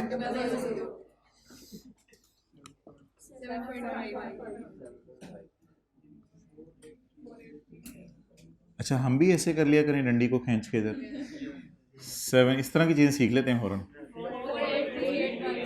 483810। अब अगर ये अकाउंट टैली नहीं करा तो आपके कैलकुलेटर में मसला नहीं है, आपका कैलकुलेटर सही जवाब दे रहा है। बता दें किस साइड पे वजन डालें, डेबिट साइड पे वजन डालें। 84। अच्छा, अब ये वर्सेस वाली कैलकुलेशन ऑटोमेटिकली हो गई है। कैरी डाउन्स को हम लेटेस्ट रेट पे ले आए हैं। असल में जो पेबल रह जाता था उससे लेटेस्ट रेट पे लाते थे, तो इस टी अकाउंट के फॉर्मेट में कैरी डाउन्स की कैलकुलेशन ऑटोमेटिकली हो गई। थोड़ा सा ना ये काम लेंथी है, लेकिन इसके बाद जो जनरल एंट्रीज हैं that should take not more than 1 to 2 minute. 2 साल की भी एंट्रीज हैं तो वर्किंग ज्यादा जनरल एंट्रीज टाइम नहीं लेंगी। अब सोचना ये इसकी नेचर क्या है। लोन डेबिट, लोन कम हुआ, लोन डेबिट, तो ये वाला account credit. Credit means gain, exchange gain. Interest debit loan credit, loan debit cash credit, loan debit exchange gain credit.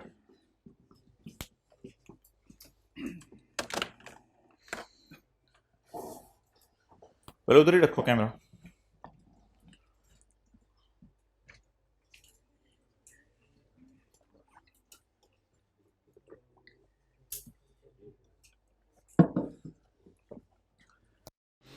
अच्छा, थोड़ा सा ये भी शेयर करते रहा करें, कभी किसी का कोई FR1 खुदा ना खासा कभी रह गया या कोई पेपर रह गया तो रह जाने की वजह क्या होती है जो आपने सीखी और आइंदा नहीं करेंगे। टेस्ट नहीं देते और घर जाके प्रैक्टिस नहीं करते। और कोई वजह? लेक्चर पेंडिंग रह जाते हैं। और कोई वजह? अच्छा, कॉन्सेप्ट्स प्रॉपर क्लैरिफिकेशन ना होना। और कॉन्सेप्ट्स को क्लैरिफाई करने के लिए उसी दिन रिवीजन कर लिया करें, ये ज़रूरी होता है जी। सेलेक्टिव स्टडी, पेपर मैनेजमेंट, ये बड़ा ज़बरदस्त जवाब है। पेपर मैनेजमेंट, उसके लिए फिर टेस्ट दें और होमवर्क जब पास पेपर का सवाल मिले तो उसके आगे नंबर लिख लिया करें कि नंबर लिखे होते हैं कि कितने नंबर का है, तो उसको उतने टाइम में करने की कोशिश करें।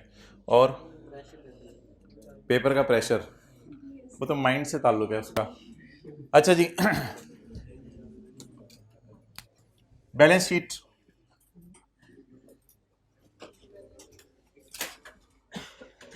P&L आसान है। P&L में मुझे नहीं टेंशन। P&L में फाइनेंस कॉस्ट, इंटरेस्ट एक्सपेंस पहले साल कितना जाएगा? 65034। दूसरे साल इंटरेस्ट एक्सपेंस, पहले साल लॉस 5 to 3, दूसरे साल गेन। ये P&L है। बैलेंस शीट जरा बनाते हैं। बैलेंस शीट एज ऑन, खुली खुली करके 31 दिसंबर 14 पहले आ जाएगा, ठीक है, गुड। और 31 दिसंबर 15, ओके। 31/12/14 की बैलेंस शीट बनाने के लिए हमारे साल की पेमेंट के नीचे लाइन लगा दें।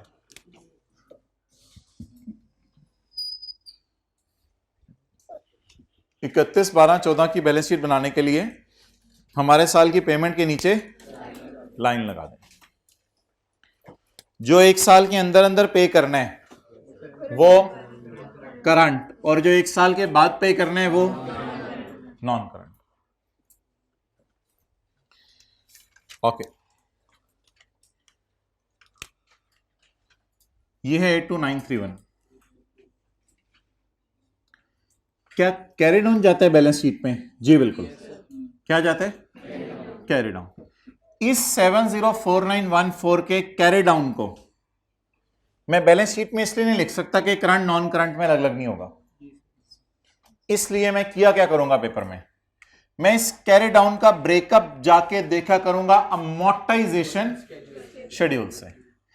इस 82931 के लिए मैंने जानबूझ के पूरे में रेड मार्कर इस्तेमाल नहीं किया था, क्योंकि रेड मार्कर मैं टी अकाउंट में यूज करने लगा हूं not for T account, only for balance sheet.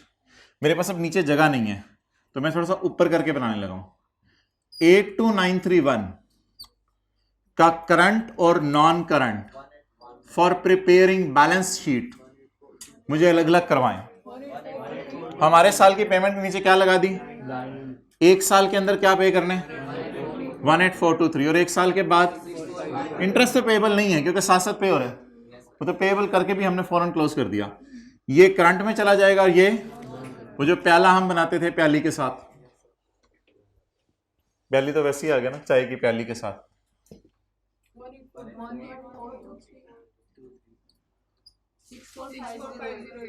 6458। अच्छा, आप कहेंगे ये तो आसान सी चीज़ है, इसको इधर क्यों लिख रहे हैं? नहीं, जब अकाउंटिंग ईयर एंड और लोन ईयर एंड डिफरेंट होगा उसके लिए अभी से तैयारी करनी है हमने। आसान आसान सी चीज़ें इसलिए लिख रहा हूँ फिर भी।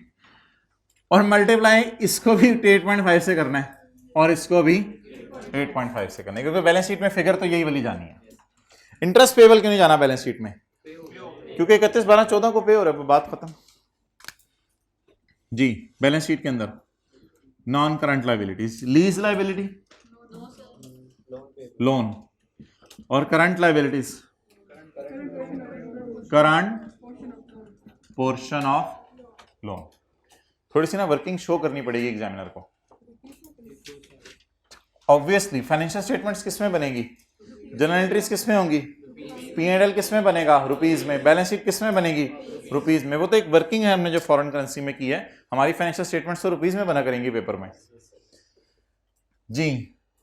बताएं नॉन करंट कितना, 64 मल्टीप्लाइड बाय 8.5, 64508 मल्टीप्लाइड बाय 8.5, और आगे 18423 इंटू 8.5,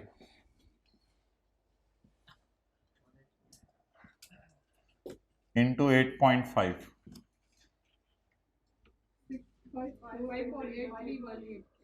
54 596।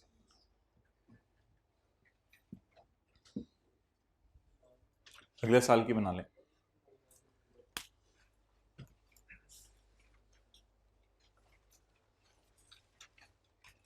नहीं बन सकती ना, अमोर्टाइजेशन शेड्यूल थोड़ा सा खींचना पड़ेगा आगे।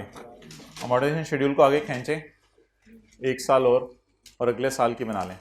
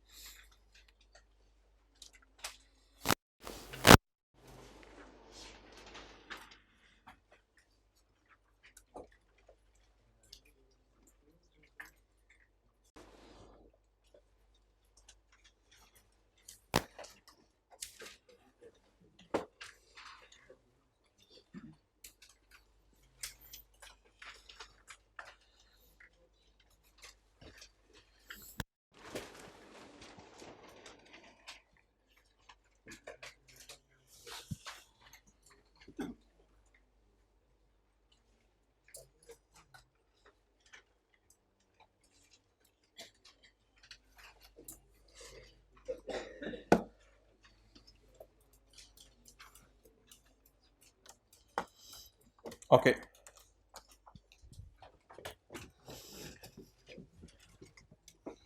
चलें जी। तरीका क्या होगा, पहले आपने कैरी डाउन को देखना है 64508, फिर 64508 का मुझे ब्रेकअप चाहिए। अब उस ब्रेकअप से पहले हमारे साल की पेमेंट के नीचे लाइन लगा दें। नीचे पता चला हैंड हो गया, तो पेमेंट के नीचे लाइन लगाई,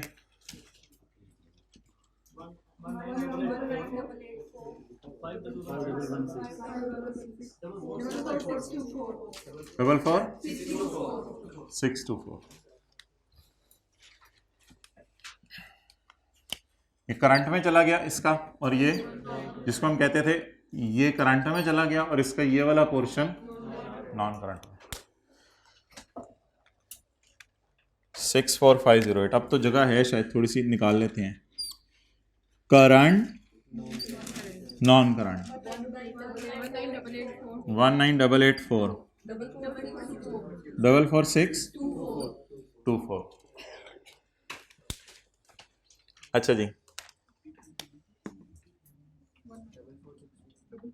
44 कोई नया रेट नहीं, ये कैरी डाउन यही आना चाहिए 483 7.5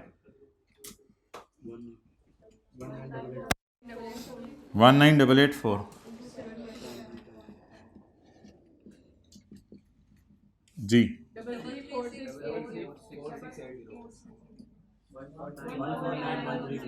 913।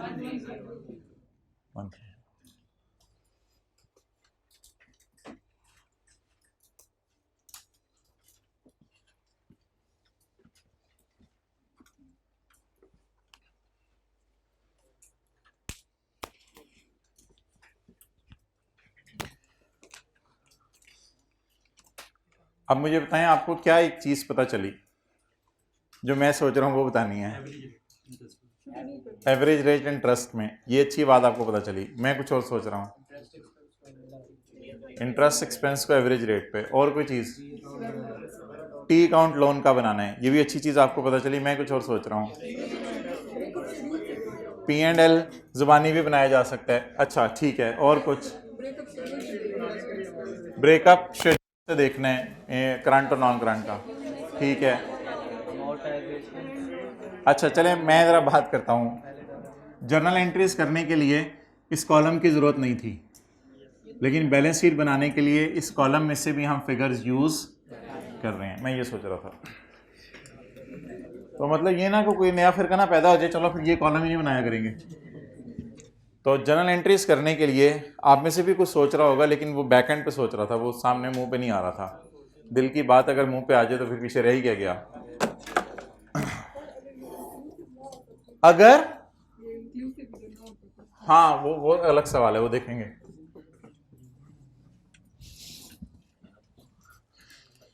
ओके जी, हम लास्ट में क्या करते होते हैं? होमवर्क नहीं, मैं क्या सोच रहा हूँ इस वक्त, दुआ और दावत और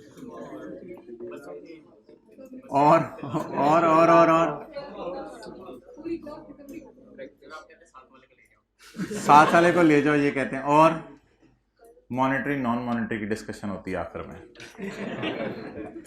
आखिर में किसकी डिस्कशन होती है?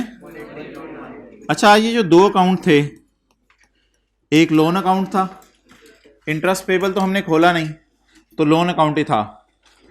इसको मैं कह सकता हूं रिसीवेबल पेबल टाइप चीज, ये पेबल है, तो ये भी क्या है? मॉनेटरी। तो हमने जो लोन लिया था उसको उसके हाल पे ही छोड़ दिया 8 रुपए पे, या हर साल उसको ट्रांसलेट करते रहे? कल की क्लास में हम सिग्निफिकेंस देखेंगे मॉनेटरी और नॉन मॉनेटरी की, कि मॉनेटरी चीजें जो हैं, भाई प्लीज बंद नहीं करनी, फिर मेरा भी दिल चाहता है मैं भी पेन बंद करके जाऊं, मजे से जोहर घर जाके पढ़ूं। मैं क्यों इधर आप लोगों के साथ जोर पढ़ता हूं?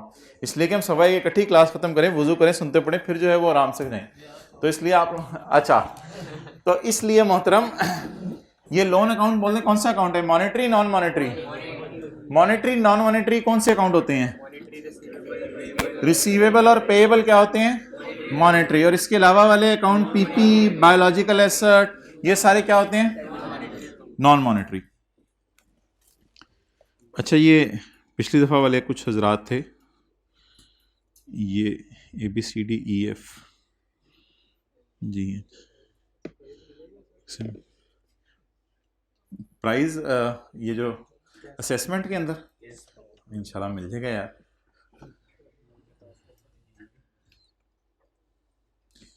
ये पता नहीं कौन सी अटेम्प्ट है, ऑटम 2021। ये ना ICAP से मैंने स्पेशली मंगवाए हैं, वेबसाइट पे नहीं होते ये। मेरे चाचे का पुत्र बैठा हुआ ना, तो मुझे भेजेगा, ये ICAP की वेबसाइट पे होते हैं। ओए बच्चे 94% भी पास हो जाते हैं किसी सवाल में। ओए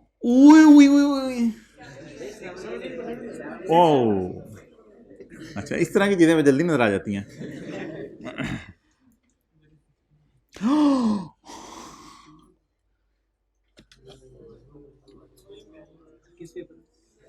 नहीं, FR2 की क्लास हो रही है, पुत्र में तीनों मारना है।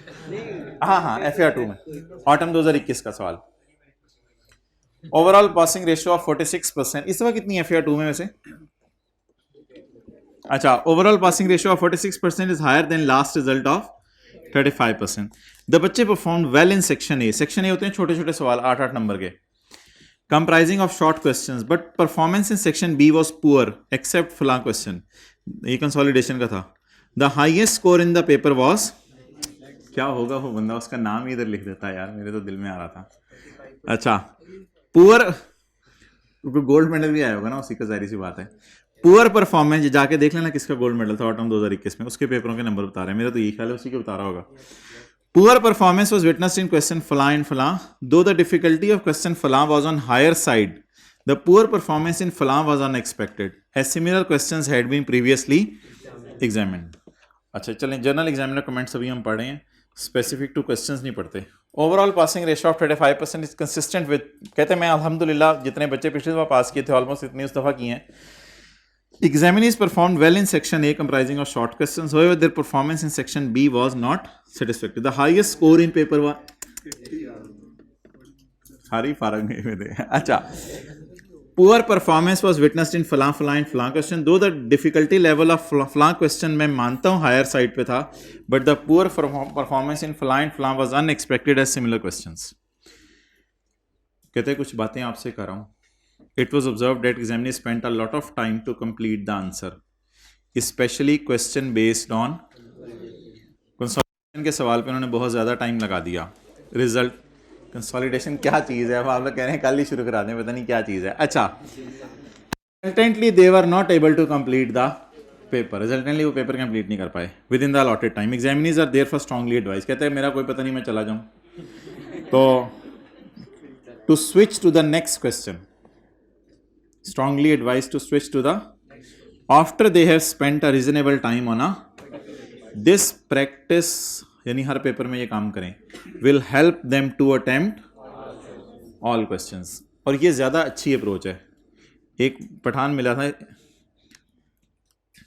सर, मैं 57 का करके आया हूँ पेपर, यानी उसने ना हाथ ही 3-4 सवालों को डाला और पास भी हो गया था, लेकिन ये बहुत रिस्की अप्रोच है।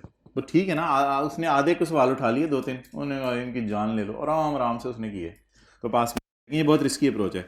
अच्छी अप्रोच ये है कि सारा सिलेबस कवर करें और सारी बातों की समरी ये है, switch to the next question after they have spend the time. अब अगले क्वेश्चन की तरफ मूव करें, नहीं छाली हो जाए, ये वाली एडजस्टमेंट जो है ये हो जाए, फिर मैं आगे जाऊँगा, छोड़ने का दिल ही नहीं करता। ये मसला ज़रा क्लास के बाद रिजॉल्व कराओ, मिलना मुझे मंडे को मिलना, तो मैं बिजी हूँ।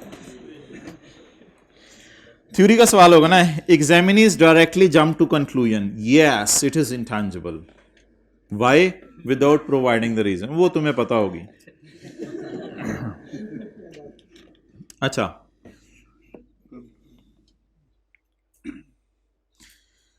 overall passing ratio of 34% consistent with the result of 30%. Examinees well performed in fala fala fala. Poor performance in these questions were mainly due to fact that such variation had not been examined previously.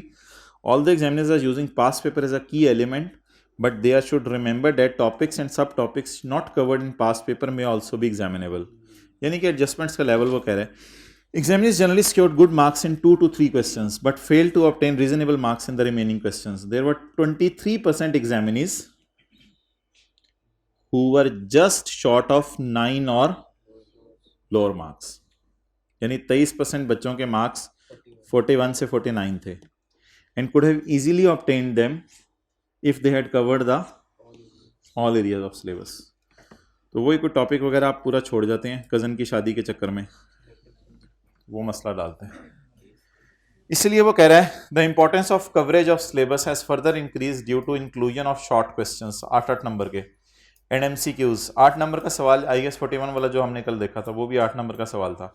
Almost all areas of the syllabus are examine. कहते हैं अब मैं हर standard को थोड़ा थोड़ा test करता हूँ। अब मैंने ये काम छोड़ दिया है कि कंसोलिडेशन के सवाल में ही जान ले ली, अब मैं हर एरिया को टेस्ट करता हूँ। अच्छा, कुछ बच्चे जो हैं वो ये एक मार्किंग स्कीम भी होती है, आईकैप की वेबसाइट पे है, कभी जाएं आप। नोट की प्रेजेंटेशन के 2.5 मार्क्स हैं, 2 मार्क्स हैं, यानी ऊपर ऑर्गेनाइजेशन का नाम लिखना, note to the financial statement लिखना, फॉर ईयर एंडेड लिखना, 30 जून लिखना, रुपीज़ लिखना या रुपीज़ इन 1000 लिखना, और फिर हेडिंग्स बनाना, रिकॉन्सिलिएशन की हेडिंग पूरा reconciliation, additions during the year उसका अलग मन है, अमोर्टाइजेशन के फिर 4.5 मार्क्स रखे हुए थे, ज़्यादा एडजस्टमेंट होंगी, इम्पेयरमेंट लॉस के 3.5 मार्क्स रखे हुए थे, अदर डिस्क्लोजर के 1.5 मार्क्स रखे हुए थे। इस तरह इसने मार्क्स को तकसीम किया हुआ था। अच्छा, ये भी आपके काम का नहीं होगा।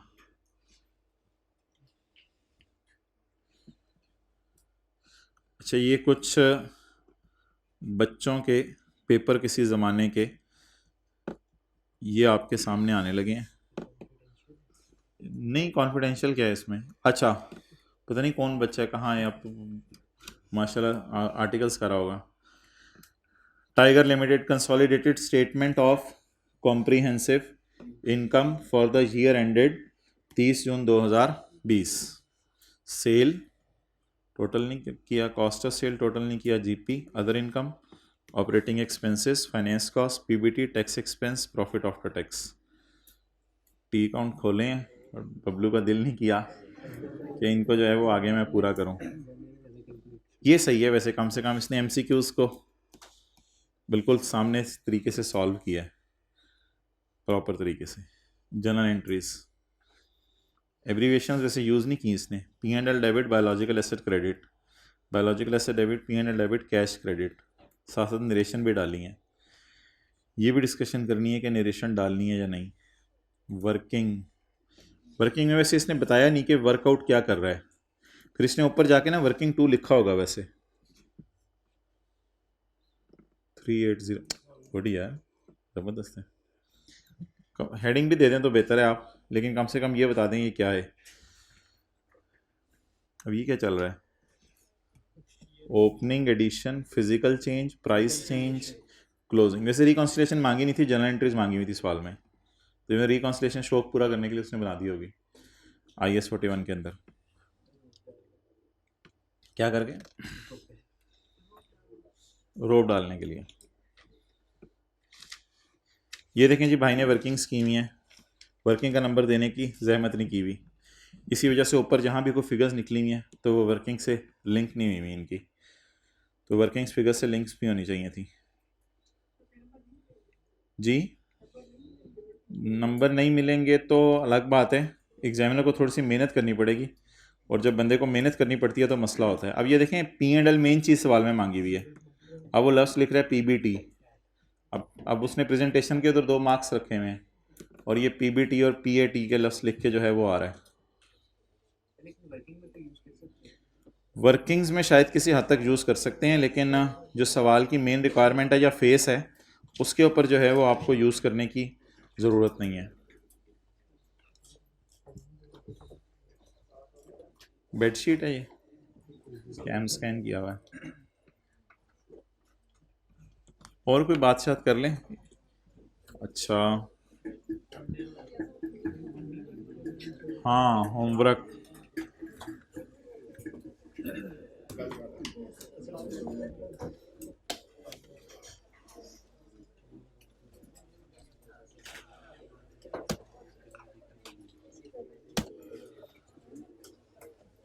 ये किया ना, क्वेश्चन 12 किया आज। क्वेश्चन 23 पेज नंबर 413, इसी तरह का सवाल है, लोन टाइप सवाल है। एक सवाल और मैं डालने लगा, तो मैं आपको बताता हूँ, नई किताब दो। एक छोटा सा सवाल है और कर लीजिएगा, पिछले स्टैंडर्ड्स रिवाइज करने हैं। मैं तो कहा था पिछलों को साथ साथ रिवाइज करें, इसमें मेरा बस। अच्छा, पिछलों का होमवर्क, पिछलों में आप IFRS 16 के पास पेपर कर लें, क्वेश्चन नंबर 12, वो अच्छा सवाल था। पास पेपर का क्वेश्चन नंबर 12 और 11 कर लें, लीज की एक कम्प्रीहेंसिव रिवीजन आपकी हो जाएगी। पास पेपर क्वेश्चन 11 और 12 में बस वो प्रोविजन फॉर डी कमीशनिंग की एंट्री नहीं करवाई हुई। इसके अलावा सवाल कर लें पेज 437 क्वेश्चन 2, पेज बता दिया मैंने, पेज 4 37 एक छोटा सा सवाल है, क्वेश्चन नंबर 2। ठीक है जी, अल्लाह हाफिज़, बंद कर दो।